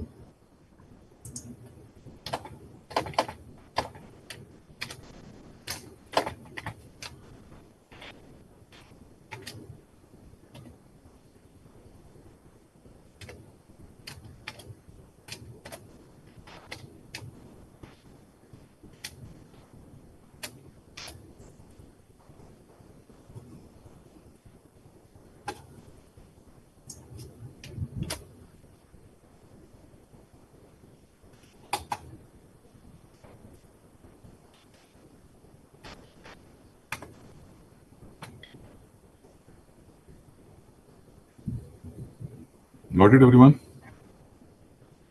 Yes. Now, do you think I have one? I want to find over here S1. Now, pay attention, please. What I'm doing is I calculated spot rate multiplied by, I said 1 plus ID upon 1 plus IF. This is what I have done.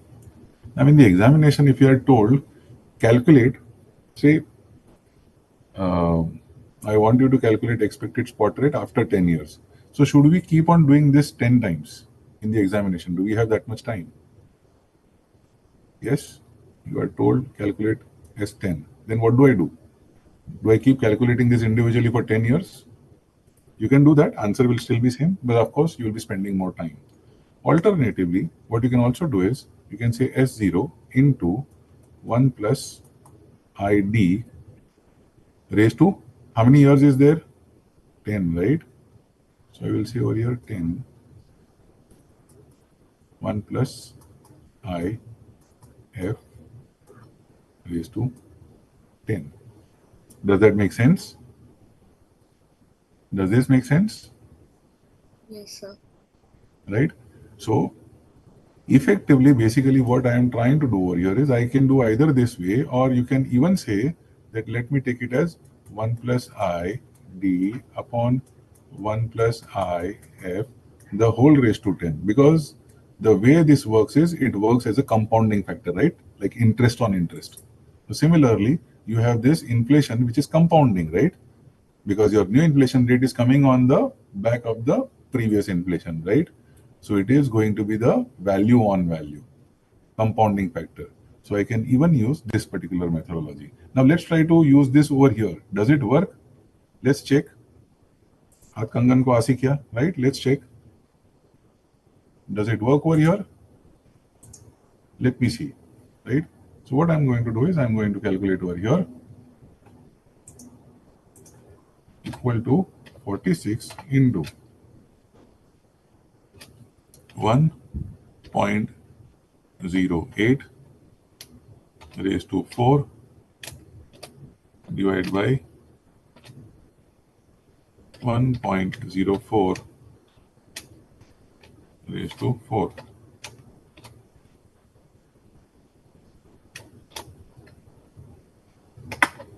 I get 53.49578. Is that the answer which I was getting over here as well? Yes? Hello? Okay. Sir. All right. Okay. Now, since we have covered interest rate parity and purchasing power parity, I am also going to be introducing the concept of a money market hedge because it is directly related with interest rate.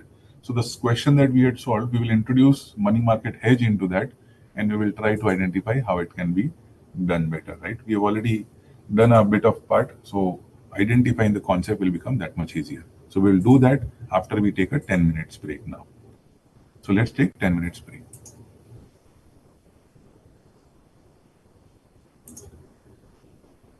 Ashok ji? Okay, thank you, sir.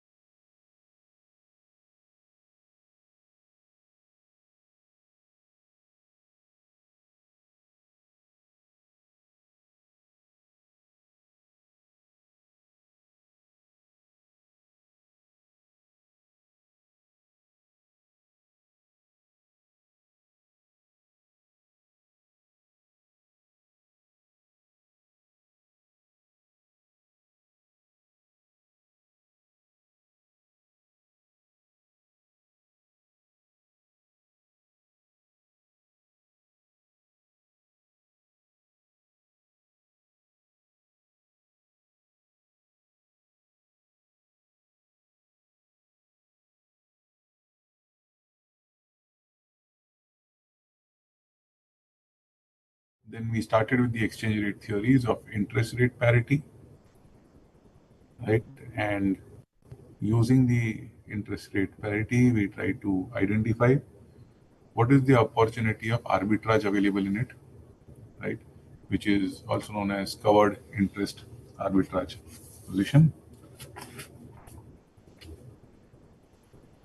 Then we went to purchasing power parity principle, and we looked at how purchasing power parity basically uses inflation to identify the expected spot rates in future, right? Now we're going to the next concept, which is how do we hedge our risk, right?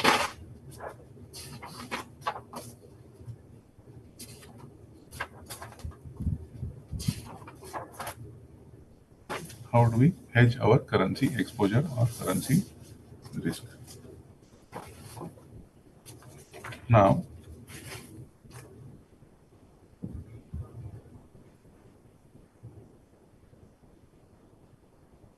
what are the methods of hedging my currency risk?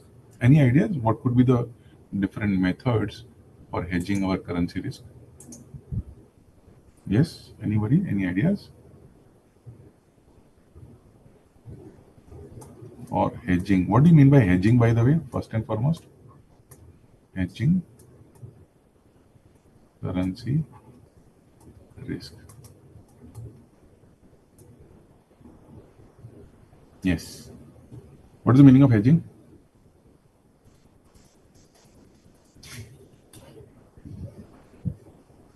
Hedging is one of the very important tools available for risk management, right? As the word itself is saying, hedging currency risk. So you are basically trying to, this is part of your risk management strategy, that you don't want your risk or your exposure to the foreign exchange currency to go beyond certain means or limits, right? So to what limits does the importer, exporter, or the customer essentially wants to take the risk? It's completely his choice. Nonetheless, what are the options available for hedging the current currency risk? So there are basically two types of options which are available to you, which every businessman may decide which is most suitable for him. So one is internal techniques, and the other one is external techniques, right? Internal techniques and external techniques. So amongst internal techniques, what is the first way of identifying? The first option obviously is I will give you my invoice or bill in my domestic currency. So I'm not worried about what is the invoicing or billing in domestic currency, because then I'm not taking any risk or exposure at all. The entire exposure or the risk is parked at the other party. Now you do whatever you want to, because I have essentially covered myself. So if I am doing a transaction where I am saying I want to be paid, let's say for example, I say I want 5 lakh rupees. So irrespective of whether whatever is the foreign exchange saying in the market, I am going to receive 5 lakh rupees. So you are obligated to pay me rupees 5 lakh, right? So how much will be the dollar rate for that in future, etc., etc. That is none of my concern. I should receive rupees 5 lakhs. That is the first strategy. Here basically you are allowing the other party to take the opportunity as well as the risk of this entire forex rate differential, right? Second one is leading and lagging.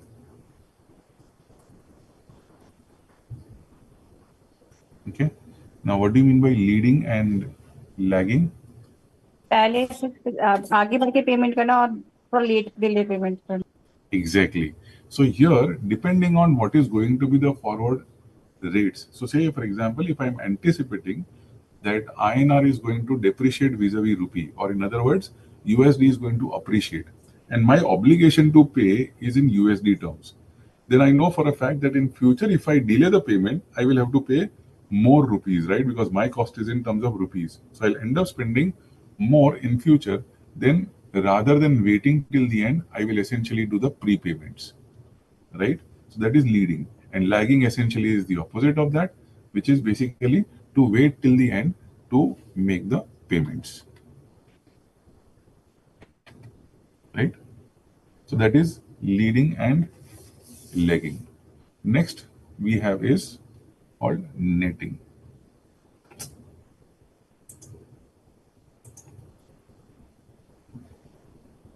Third is netting. What do you mean by netting?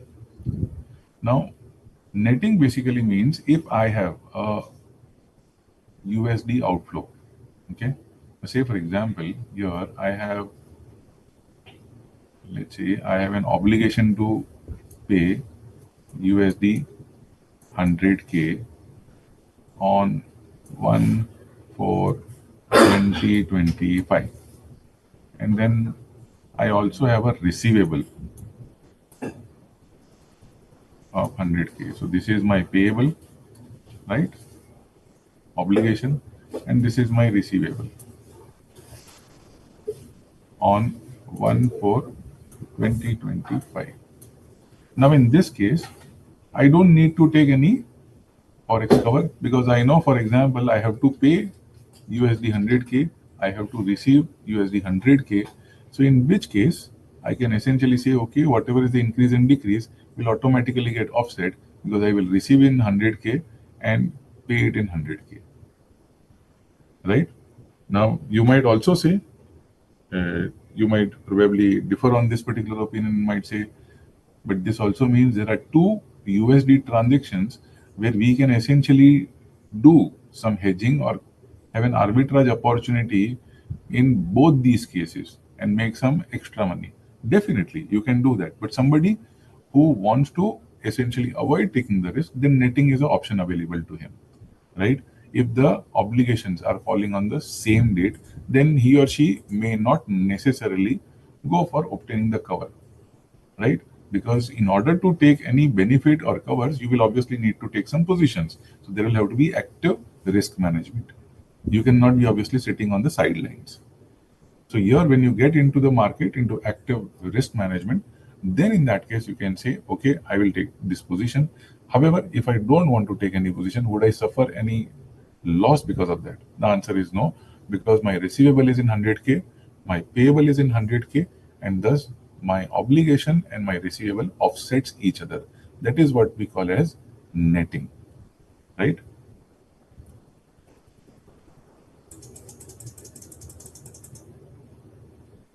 Now, I have a fourth option.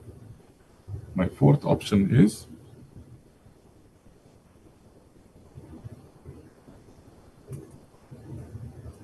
matching. Now, what do you mean by matching? Now, netting and matching are the words which are used interchangeably by a lot of the people, but they do not mean one and the same. So, what do you mean by matching? So, matching is a mechanism whereby a company matches its foreign currency inflows with its foreign currency outflows. I repeat. So, what is matching? Here in netting, you see, by default, I was having two obligations and receivable respectively, which are matching on the same date, which are both falling on the same date. But in case of matching, that is not happening. So I may have a payable, which is USD 100K, right, on, let's say, 1/4/2025. And my receivable, let's say, is USD 100K, but not happening on the same date. It is happening on, let's say, 31st December 2024. Or maybe it is Let me put it slightly differently. 30th July 2025, 30th June 2025. So it is going to happen after that. I'm going to receive money after I end up paying this. So my obligation dates are not matching. So in that case, what do I do? So it is a mechanism where I will try to match them. So how will I try to match them? How do I try to match them? That is basically the concept of matching, where I try to identify a way in which I can essentially maybe borrow or receive money, and then I can match these two obligations, right? One of the way, obviously, here, since my receivable is happening 3 months later, I may even offer an opportunity to my reach out to my customer that why don't you prepay it to me. That kind of setting is also available. However, generally there is a difficulty in getting that right, because then your customer will essentially realize that you have to avoid some liability, or you want to avoid seeking some risk management. So he might try to actually make most of that opportunity for himself. It will not be good for our client in that case. So generally clients prefer to do the matching etc on their own side rather than reaching out to the customer, right? The fifth one is price variation. Price variation. So in order to ensure that whatever is the risk exposure, I may essentially incorporate that variation in the price itself. So say for example, my normal price is $2, and I know that those $2 can essentially become, less than $2 if the dollar appreciates either ways. So there is a plus and minus. Let's say I say in this particular case, my commodity is costing $2 per unit, and there is a possibility that the variation may be to the extent of, let's say, 0.20 cents on a dollar, right? In that case, I will essentially incorporate that price and quote to my customer $2.20. So this is the price variation. I have already incorporated the exchange fluctuation in the price itself, right? That is my price variation. Next is asset and liability management. Asset and liability management. This is a very, very important tool available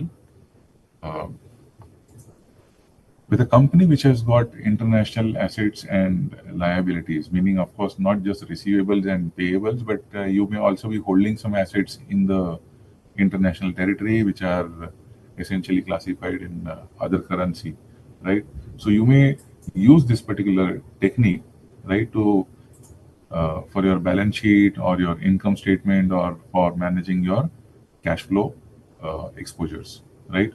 However, concentration on cash flow exposure makes your economic it makes economic sense, but you should generally be putting more focus on the asset liability management rather than a cash flow exposure management, right? Because balance sheet is not about cash flow, balance sheet is more about managing the entire asset and liability. Now, in the external techniques, very important, which from examination point of view is also there, which is, So I'm so sorry I lost you because of network issue. Can you explain price variation and asset liability management, please? I'm sorry, dear. So I lost you because I had some network issues at my end. Can you please explain price variation and asset liability management? I didn't listen these two. Okay. So price variation, basically, whatever, say for example, if my commodity is priced at $2 per unit, hypothetically, okay, it's going at $2, and I know that there can be a plus or minus variation of 0.20 cents on a dollar. Okay, this is generally the anticipated change. So you can see almost I am saying that there is a 10% possibility, 10% up or down. So rather than me taking an any forex cover or exposure management, what I am doing is I am essentially charging $2.20 from my client. So even if there is a, say for example, tomorrow depreciation by 20 cents, etc., in the currency, I will still not get adversely affected. Right? Next is, have you got it? Hello, ma'am. Yes, Are you I there? got that, sir. Yeah. The next technique is asset and liability management. Asset and liability management basically it has three aspects, right? So you have your asset, you have your, because receivables and payables are there in your asset and liability management, right? Plus you may have some international assets and liabilities as well. So you can use this particular aspect, and of course your cash flow exposures are there because of receivables and payables per se. So you can use them for better managing your risk exposure, in terms of you may set it off against each other, or you may use the netting strategy, or one of the other strategies which are available to you over here. You can use any of those strategies over here, like for example leading and lagging, netting, matching. You can use that and try to identify a better strategy. Now generally it depends on management as well, whether the management is more aggressive in terms of asset and liability management, or is it more defensive, right? So based on that, they will essentially take the cover or like to keep it exposed. I'll give you a simple example. uh, Now one of my client is an export oriented unit, and he has, say for example, uh, export receivable, right, which is to the tune of, say for example, $100,000. Now on $100,000, should I essentially go for forward exchange contract, or should I essentially probably just leave it open and take the benefit of whatever is the spot rate available in the market 6 months down the line? What is the approach I should take? Should I go for some futures, etc.? What should I do? Then in that case, what they essentially do is they take basically a certain weighted cover, right? Meaning they say that, okay, 50% I want to go for cover. Am I audible? Am I audible? Yes, sir. Okay. So they are essentially saying that I'm going to go for 50% forward contract, and 50% I'm going to take it at spot, which means that you are going to take the risk for 50% of the receivables, but for the remaining 50% of the receivable, you are keeping it limited, right? You are managing your exposures. You don't want to take any risk. So you have booked a forward contract for that. And balance 50% will be converted at spot rates. So whatever is the risk prevailing in that, we'll take it that. Now, this is also one way of uh, taking a position, right? Whether you want to go for aggressive or defensive position and posturing, right?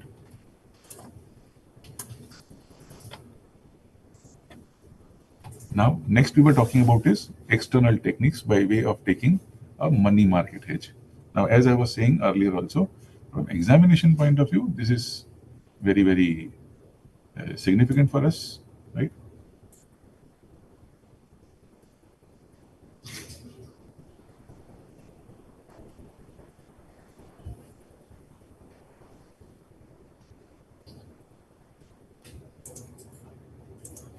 Okay, so I have money market hedge. So any ideas? How does a money market hedge work? Yes? Any ideas how money market hedge works?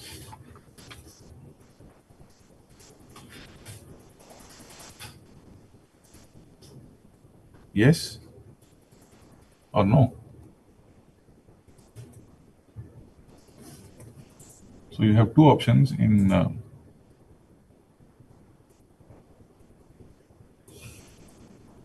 derivative instruments are there, and money market hedge is there. Now what happens is generally I use money market hedge. Like here, you had a concept of matching, right? So when I'm not able to match it, I can also essentially reach out for creating a money market hedge. What does that mean? I will essentially create a situation wherein I'm able to match this particular gap, by taking a position in money market hedge. Right? Now, let me take an example, because that example will make it more clear for us. Okay. All right, let's take an example.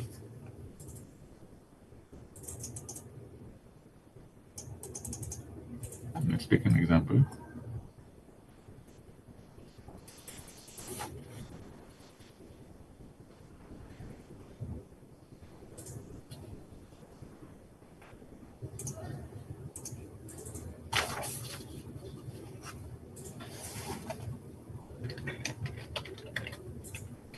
example, we have, say for example, I have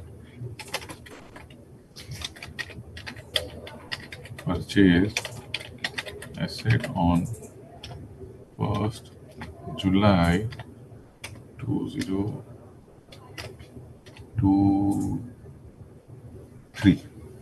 Okay, purchase asset on 1st July 2023 for USD 100,000. Okay, now this amount is to be settled. Amount to be settled on let's say 31st December 2023. Okay, now interest rate which are prevailing in the two countries, India and US. In India, you are having 10% to 12%. Okay, in US, you have, let's say, 5% to 6%. Now, 6 months forward, the rate is on 1st July 2023 is $1 equal to 66.40 to 67.60. Okay, and then I'm told spot rate on 172023 is $1 equal to 64.65. Now, what are we required to do?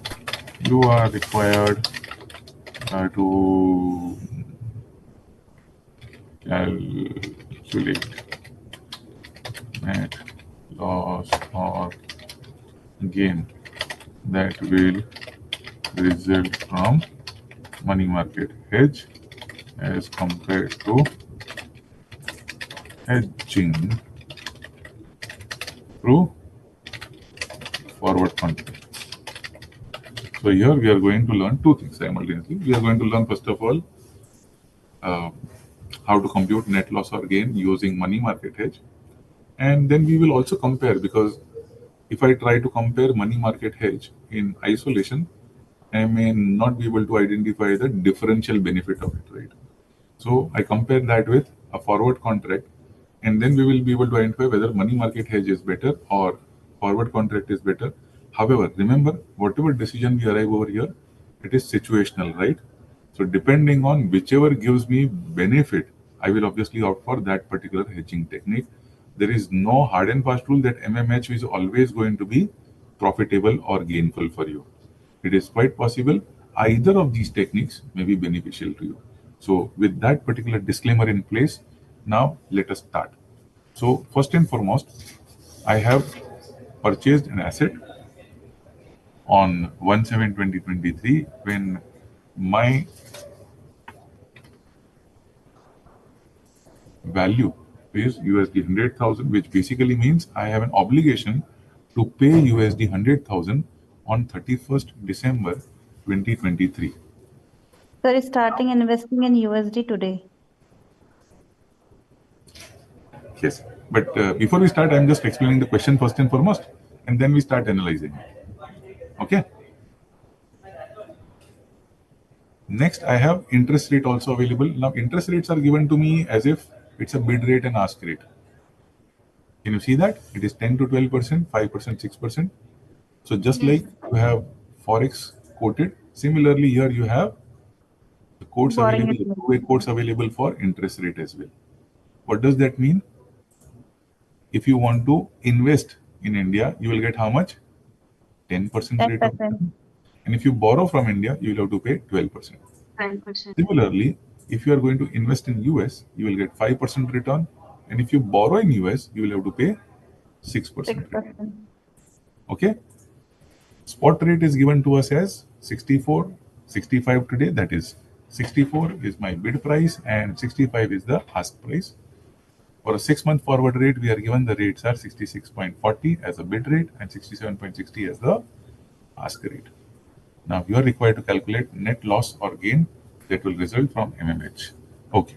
So now, first and foremost, what is going to be my strategy over here? Bolo, bolo. What will I be doing? Sir, invest in USD because payment करना है, right? Very good. So first of all, my objective is what? I have an obligation. Remember, I have an obligation over here. Yes, I have an Yes. obligation to pay, right? So I have a payable. In other words, I have to create now an asset, right? On 31/12/2023, which I can utilize for paying up this particular liability. Are you all with me now? Yes, sir. Yeah. All right. So what am I going to do over here? I start with, first of all, I'm going to start off over here with, chalo, invest in US an amount. What is the amount? I'm going to invest an amount which is going to have, because this amount, this asset, when this investment matures, it should be able to pay me USD 100,000. Do you agree with me? Yes, sir. Maturity value has to be 100K. K stands for 1,000, so 100,000. 1 Maturity lakh value. divided by 1.025. Very good. So I have invest in US. Now I need to create an. So I'm going slightly slower, my dear. Okay. Just trying to take it more step by step.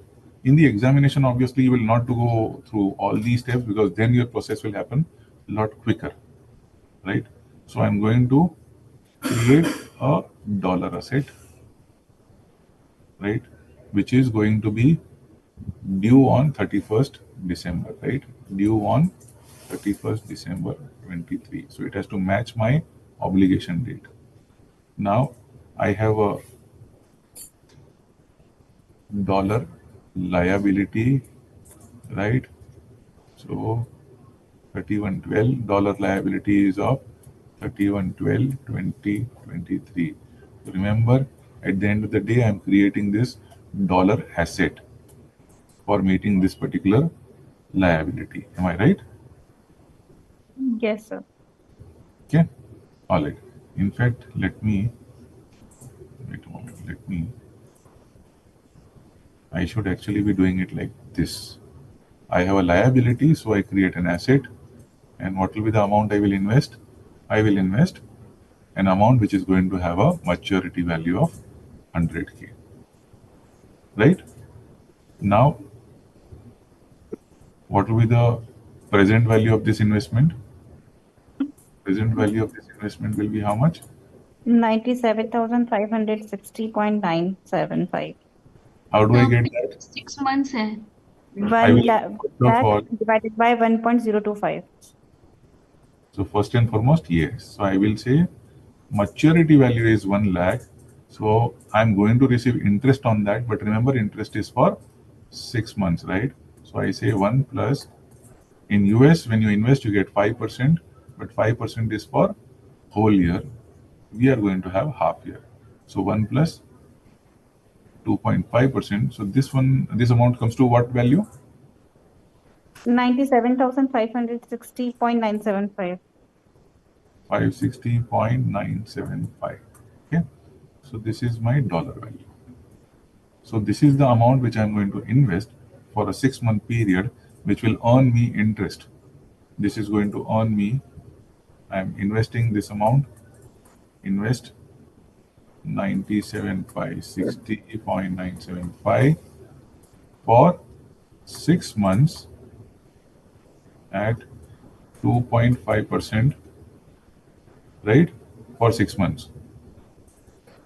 Or you can also say it is 5% per annum. Okay, to avoid any confusion, I am writing both of them. Now, after this amount has been established, then what do I do now? Now I need to arrange 97,560 in today's time. Am I right? You Because have I'm creating an asset. So how do I do that? So borrowing you in have India, uh, the same amount. take a loan at 12% in India, sir. So I'm going to, For I will have to buy dollars today, right? huh. I will have to buy dollars today, right? I'm going to Convert buy in spot market today. In spot market today. At what rate? 65. And $1 is equal to 65. Remember, bid price, ask price, right? I will have to buy at 65. I'm the customer. All right. So I am getting it at 65. Then now what do I need to pay? I need to convert this into INR and pay, right? This is what I will have to pay for buying this. So I will say 97,560.975 into 65.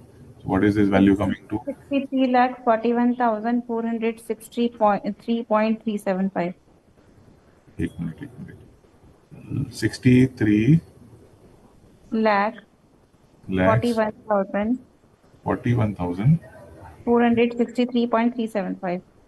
463.675. Let's make it as 464 rupees. Okay, because this is in rupees, no? Okay, it's not the rate. In the rate, you can never do this kind of rounding up, unless specifically asked. In the this is the total value, so I am doing the rounding up to the nearest rupee. All right. Now that I have this value available with me, now what do I need to do? I'm going to use this money. ये money कहाँ से आएगा मुझे? मेरे पास है क्या? Borrowing in India. So I am going to borrow this money in India. Borrow in India at the rate of 12%. 6%. 12% or 6%? Effectively 6% or per annum 12%. Yes, 12% per annum. That is for 6 months, right? So it will become 6% for the period of 6 months. Am I right? Yes, sir. Yes. Now we are borrowing 63. I am again writing the number 464. Okay. So now, once you have borrowed, you will have to pay how much at maturity? 67 lakh 21,951.52. Okay. Now, before we go further ahead, all of you please pay attention. So far, what we have done, right? We have started with this open position, right? At the beginning of this period that was on 1st July 2023. So in order to hedge my risk, what I have done is I want to match this liability. So I've created a dollar liability. I had a dollar liability, so I've created a dollar asset, invested in US an amount which is going to give me 100,000 at maturity, right? I convert that today into present value because I know there will be an interest part which will come through, which is 5% per annum or 2.5% per 6 months. So I get the value of $97,560, which I need today, present value today. I will invest this $97,560 today, equivalent for 6 months, right? So I am going to have this money invested in US. Now, from where will I get this money or this dollars per se, right? From where do I get that? So for that, I'm going to go for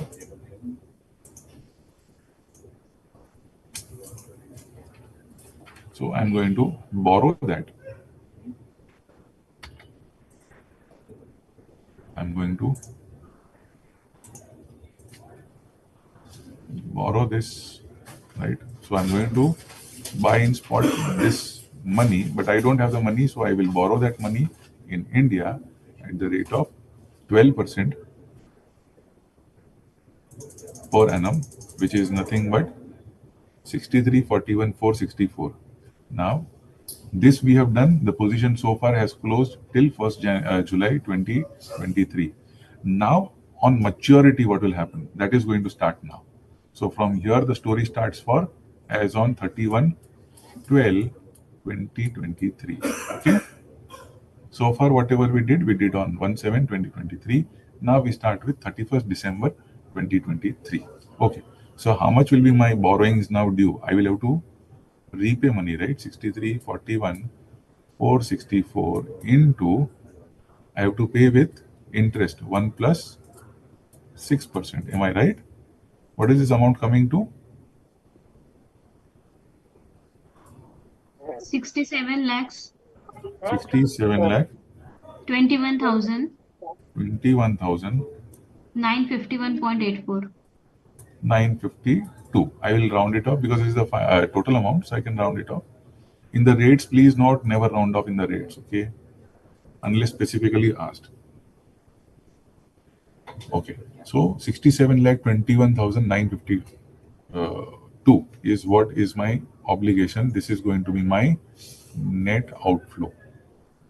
This is going to be my outflow under money market hedge.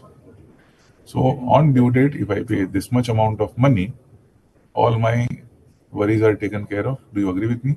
I'll pay this to the bank. This borrowing will get settled. On maturity, I'm going to get US dollar 100,000 because I had invested this 100,000 over here. Remember? Sorry. Yes, Yeah, sir. I had invested this 97,560. So that will turn into 100, and I will use that 100K to repay my liability. So what is the remaining part remaining now over here? My obligation amount is this much only. Further, what is the process which is going to happen? What is the further process which will happen? Sir, So your hedge. From forward rate calculation. your And that INR borrowing is squared off, right? Or is paid. Further, what will happen? Your USD investment matures. Am I right? And then you will use that to pay your obligation of USD 100,000. So my transaction has got over. What is the total cost for me? Total outflow for me? 67,21,952. Now I want to do comparison with a forward contract.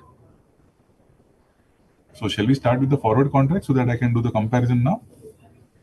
yes, sir. Yes, sir. Do I have any rates available to me under forward contracts? Were there any forward Yes, rate given to me? 67.6. It is again bid and ask, right? So I have to essentially buy or sell. I will Sir, be buy. buying dollars, right? So basically, bank will be selling. So it is 67.60, which is the rate applicable. So had I gone for forward contract, so had I gone for forward contract under forward contract,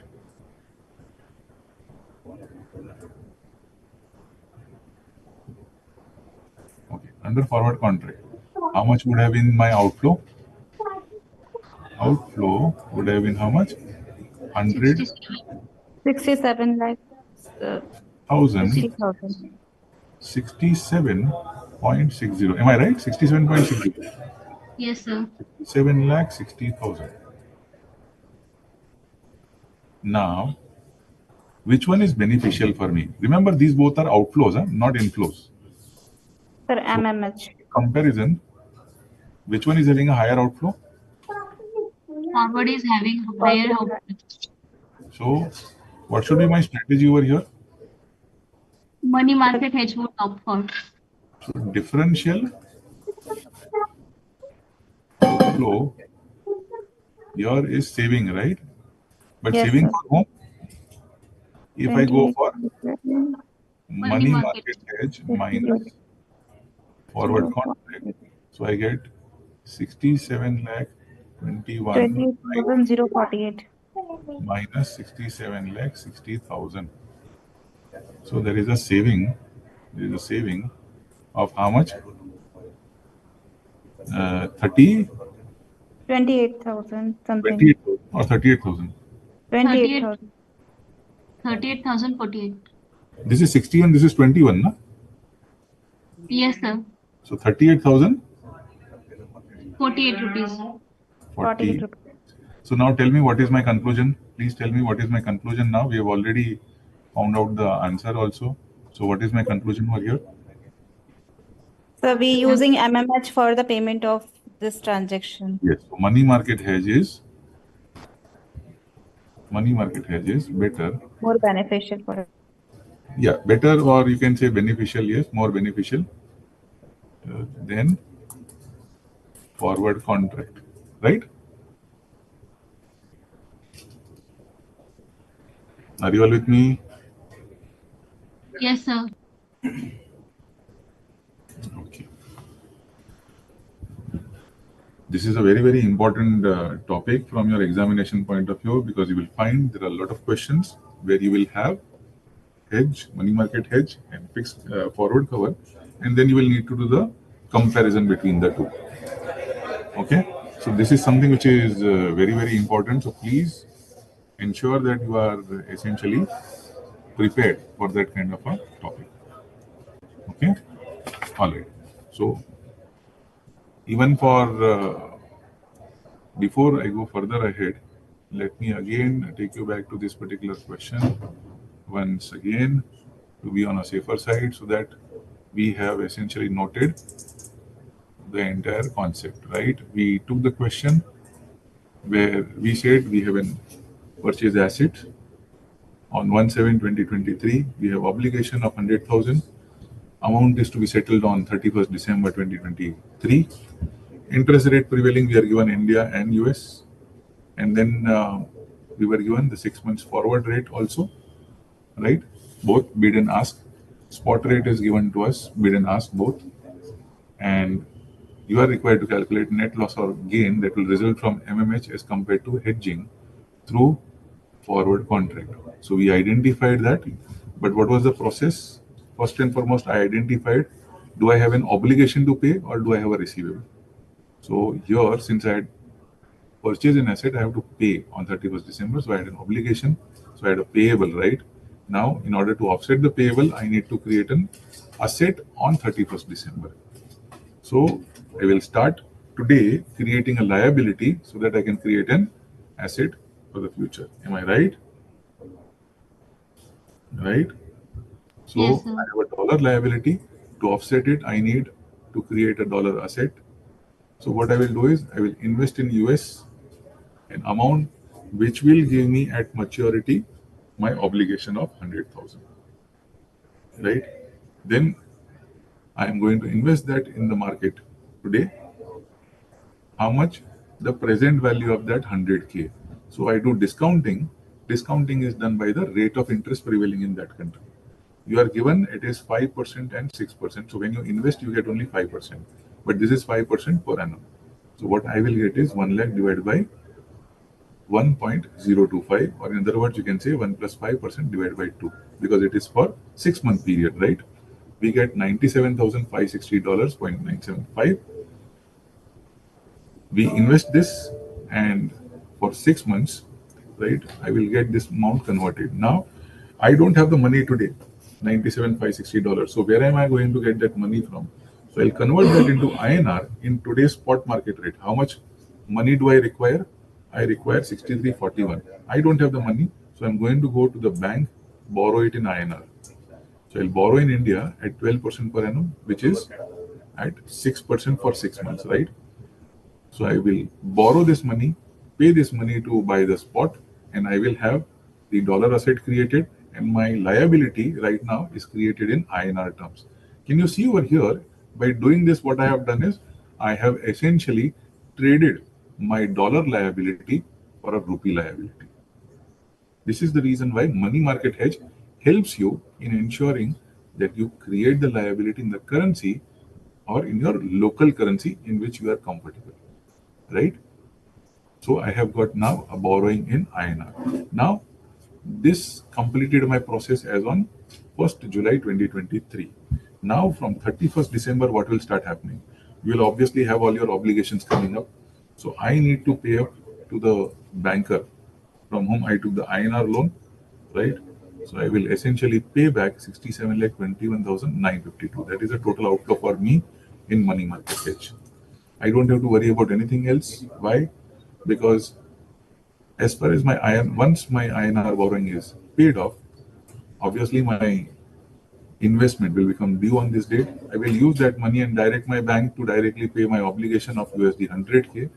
So my investment would have matured and my obligation is also duly settled, right?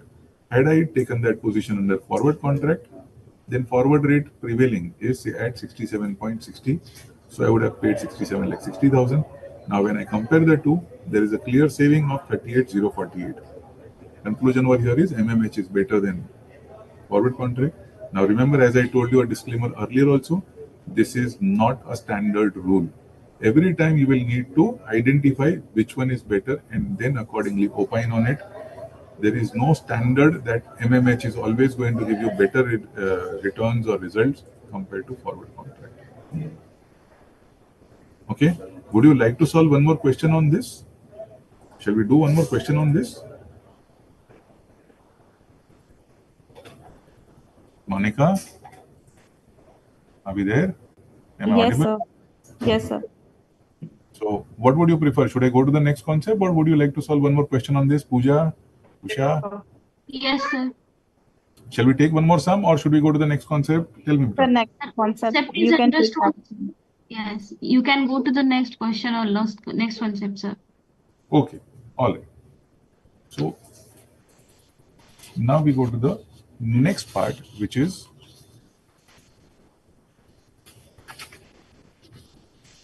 now how do I take position? This is basically a small, I have 19 minutes available today. So I'm going to again go back to, I know leading and lagging, but how do you take positions in leading and lagging? So if we can address that very fast. Okay, all right. So here, say for example, you all have understood the concept of leading and lagging? Yes? Have you all understood the concept of leading and lagging?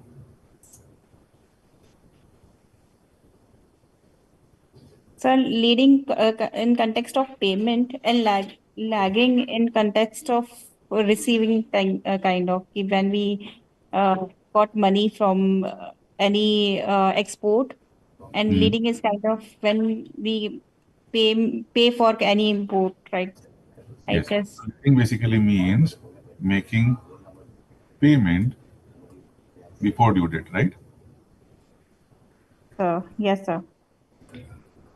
And lagging essentially means payment Taking payment after on later date. due date. Okay, Yes, sir. after due date. All right. Now, say for example, if you are a debtor, okay,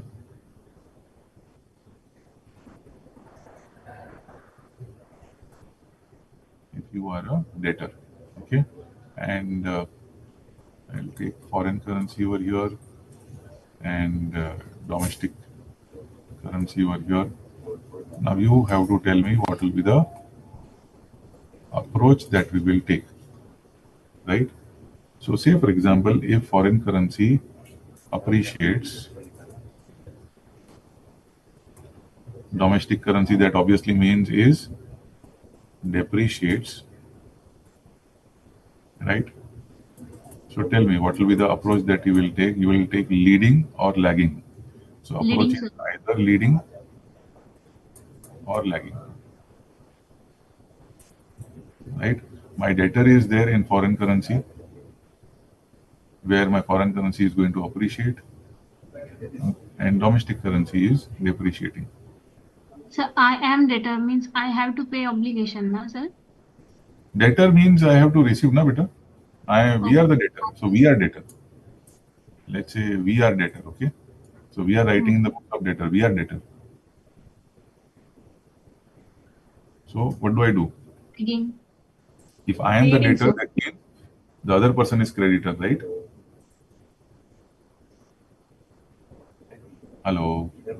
Leading, sir. sir. You Then I prefer will, to. sir. let me make it even more clearer over here. Other party, right? Other party is the creditor. Other party is the creditor. We are debtor. Okay, and we are essentially establishing this approach for we. Yes. Now, if foreign currency is depreciating and domestic currency is appreciating, then what approach will be there? Lagging. Lagging, sir. For lagging. Yes. Yes, because I would want to take benefit of the domestic currency appreciating. All right. Now let us reverse the situation. Other party is debtor, we are the creditor. Okay. And again, this appreciates and depreciates. So then what will be my approach? Reverse approach, sir. What we just saw in later case. Very good. Lagging. Here I will say essentially I want to have the money received later, right? Because then I will receive more money. And now I say depreciates foreign currency and domestic currency is appreciating. Then in that case, I will essentially say I want leading. Am I right? Yes? Yes, sir. Is that clear to all of us? Okay. Now let us take one question. Hmm. Let me take one question.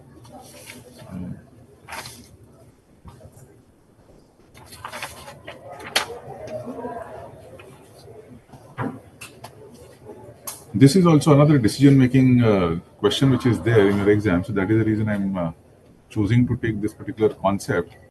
Let's say you are told Z Limited is importing goods which are worth, let's say, USD 2 million, and it is payable, let's say, after 90 days.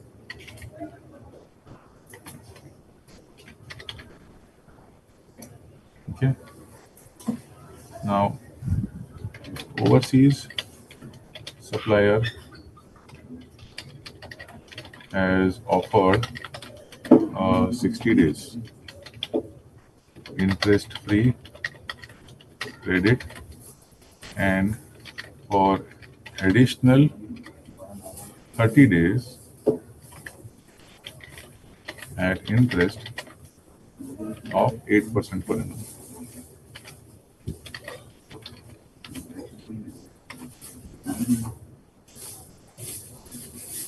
Now, bankers are offering a 30-day loan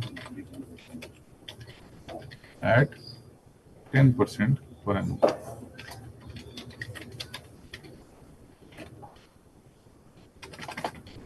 Okay. Forex quotes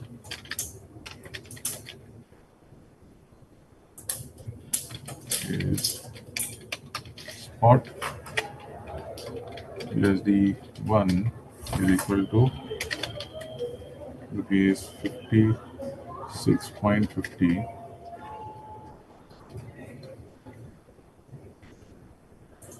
Right.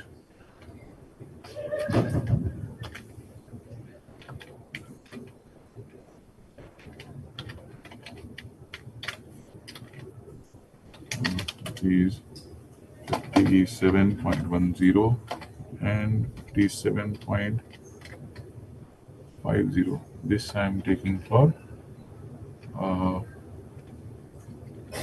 60-day forward,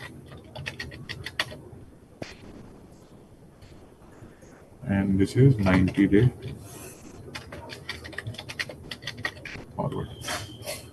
Okay.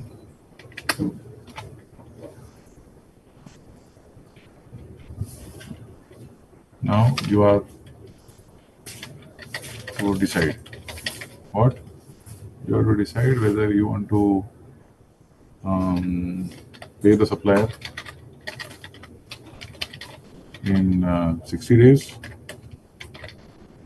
because that is your interest-free period, right? Or you want to go for avail the supplier credit and pay after 90 days.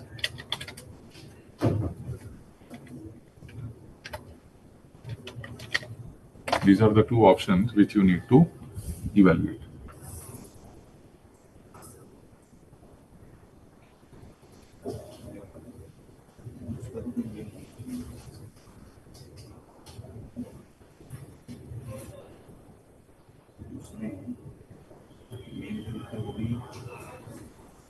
So Z Limited is importing goods worth USD 2 million, where they need to make payment after 90 days. Yeah, so that is their requirement. And overseas supplier is offering you 90 days credit. However, 60 days is interest-free credit, and for additional 30 days, they are charging you interest at 8% per annum. Bank is offering you a loan at 10% per annum for 30 days. Forex quotes is spot is $1 is 56.50, 60-day forward is 57.10, and 90-day forward is 57.50. And you are supposed to decide whether you should pay the supplier in 60 days or avail the supplier credit and pay after 90 days. Shall we start? Yes. So, first is alternative 1, right? Let's take alternative 1. What is my alternative 1? Clear, sir. Yeah? Okay. All right. So now I have to pay. How much will I have to pay? Yes. How much will I have to pay? Invoice value is how much? 2 million USD. 2 million USD. Yes. So it is USD 2 million. That is 20 lakhs. Right? What is my 60 days forward rate? 57.10. 57.10. 7.10. So what will be my amount payable? 60 days. Yes. 114 million or say 1,142 lakhs. Yes. Is everyone getting this? It is Yes, sir. 11 crore 42 lakhs. Am I right? Yes, sir. This is provided if I take a forward. Right? Now, here I am doing this by borrowing locally for 30 days, right? Because then I'm paying you, the customer I'm paying already to, I'm not availing your credit. I'm taking credit basically from bank for 30 days because I want to pay after 90 days. So the option over here is either I pay you after 60 days, but in that case, for 30 days, I will have to take a loan from bank, right? Or the second alternative is I avail the supplier credit and pay after 90 days to the supplier himself, right? Because that 8% per annum credit is also provided by the supplier only. Are you all with me? These are the two options, right? So I also have an interest cost on this. I also have an interest cost on this. Interest on local borrowing. How much will that be? I'm going to borrow 11 crore 42 lakhs into 10% into 30 divided by 360 or 65. 360 or 365. If it is a money market instrument, then you generally say it is 360. But in order to protect your answer, in that case, if you are taking over here 360, please ensure that you write an assumption. We have assumed year is of 360 days. Okay? If you take 360, then you will have to make an assumption. We are saying 365, then assume that it is 365 days. Is that clear? Please cover yourself because that is our risk management from the examination perspective. Okay? All right. So let's say I am taking 360 days. So I am getting this interest, which is, right? How did you get this? Let me put the formula text also over here for easy reference. This is how we computed. That is 11 crore 42 lakhs into 10% into 30 upon 360. So what is my total amount payable in 90 days? Total amount payable in 90 days will be how much? Total of 11 crore 42 lakhs plus 9,51,000. कोई शक कोई सवाल? Any doubts please on this? I have two options over here, remember. I have two options. What are the two options? Yes, what are the two options available to me over here? Option 1. What is my option 1? I will pay the supplier after 60 days, but I want 90 days credit, right? So what I am going to pay is, I am essentially going to get the free credit from supplier, right? So I am paying supplier after 60 days, and then in that case, because I want a total, I want to pay when? After 90 days, right? So this 30 days extension is provided by whom to me?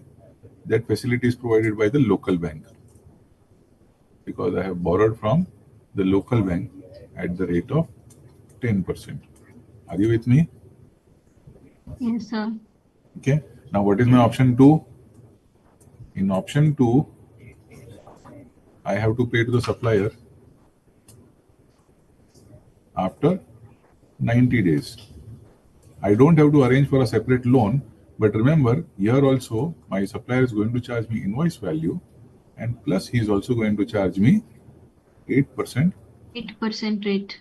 per annum. Remember, per annum. This is 10% per annum and 8% Yes. per annum, right? So now same calculation, but now I will do it for if I'm going for option 2. So let's do that. For me, it will be comparatively a lot easier. In your case, if you have to do it in the examination also, you can do it this way entirely, copy pasting it, or I mean, literally you will have to write it again, all right? So I generally always advise my students that instead of doing it second time, it's better at the first time itself, when you know that I'm going to compare the two options, it's always better to prepare columnar working. Getting it? So I have one more column over here for option 2, one column for option 1. My job in that case, at least I will not have to rewrite the same thing again and again. आई बात समझ में? Is that clear to all of us? Yes, sir. Because I am doing on Excel, I have that opportunity, I can do copy paste. In examination, we don't have that much time. So then we need to maximize out of our limited time which is available, right? So pay the supplier in 90 days. Okay, so I have invoice value. Now what is my 90-day forward rate? What is my 90-day forward rate? 57.5. 57.5. So my obligation changes to 11.5 crores, right? Add interest on not local borrowing. Now I am doing borrowing from supplier only, supplier credit, right? Supplier credit. So how much will that be? 1150 into 8% into 30 upon 360. So I get 766, 1157, 66, 667. So which one is better? Remember, both are outflows, right? So which one has a lesser outflow? Yes, alternative 1 or alternative 2? Alternative 1. Alternative 1 has lesser outflow, right? Yes, sir. Thus, it saves how much? It will save me how much? Yes, it saves how much? Equals to, I can say 1157 minus 1151. It saves me almost 6,15,000 rupees. Yes, sir. My conclusion is going to be, sorry,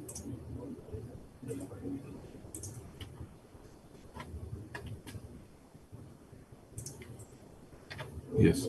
So my conclusion is going to be alternative 1 has lesser outflow, thus it saves 6,15,000. So I will pay the supplier in 60 days. Thus pay the supplier in 60 days. Okay.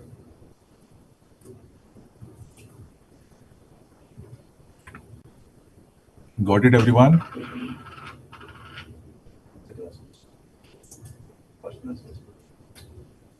Hello.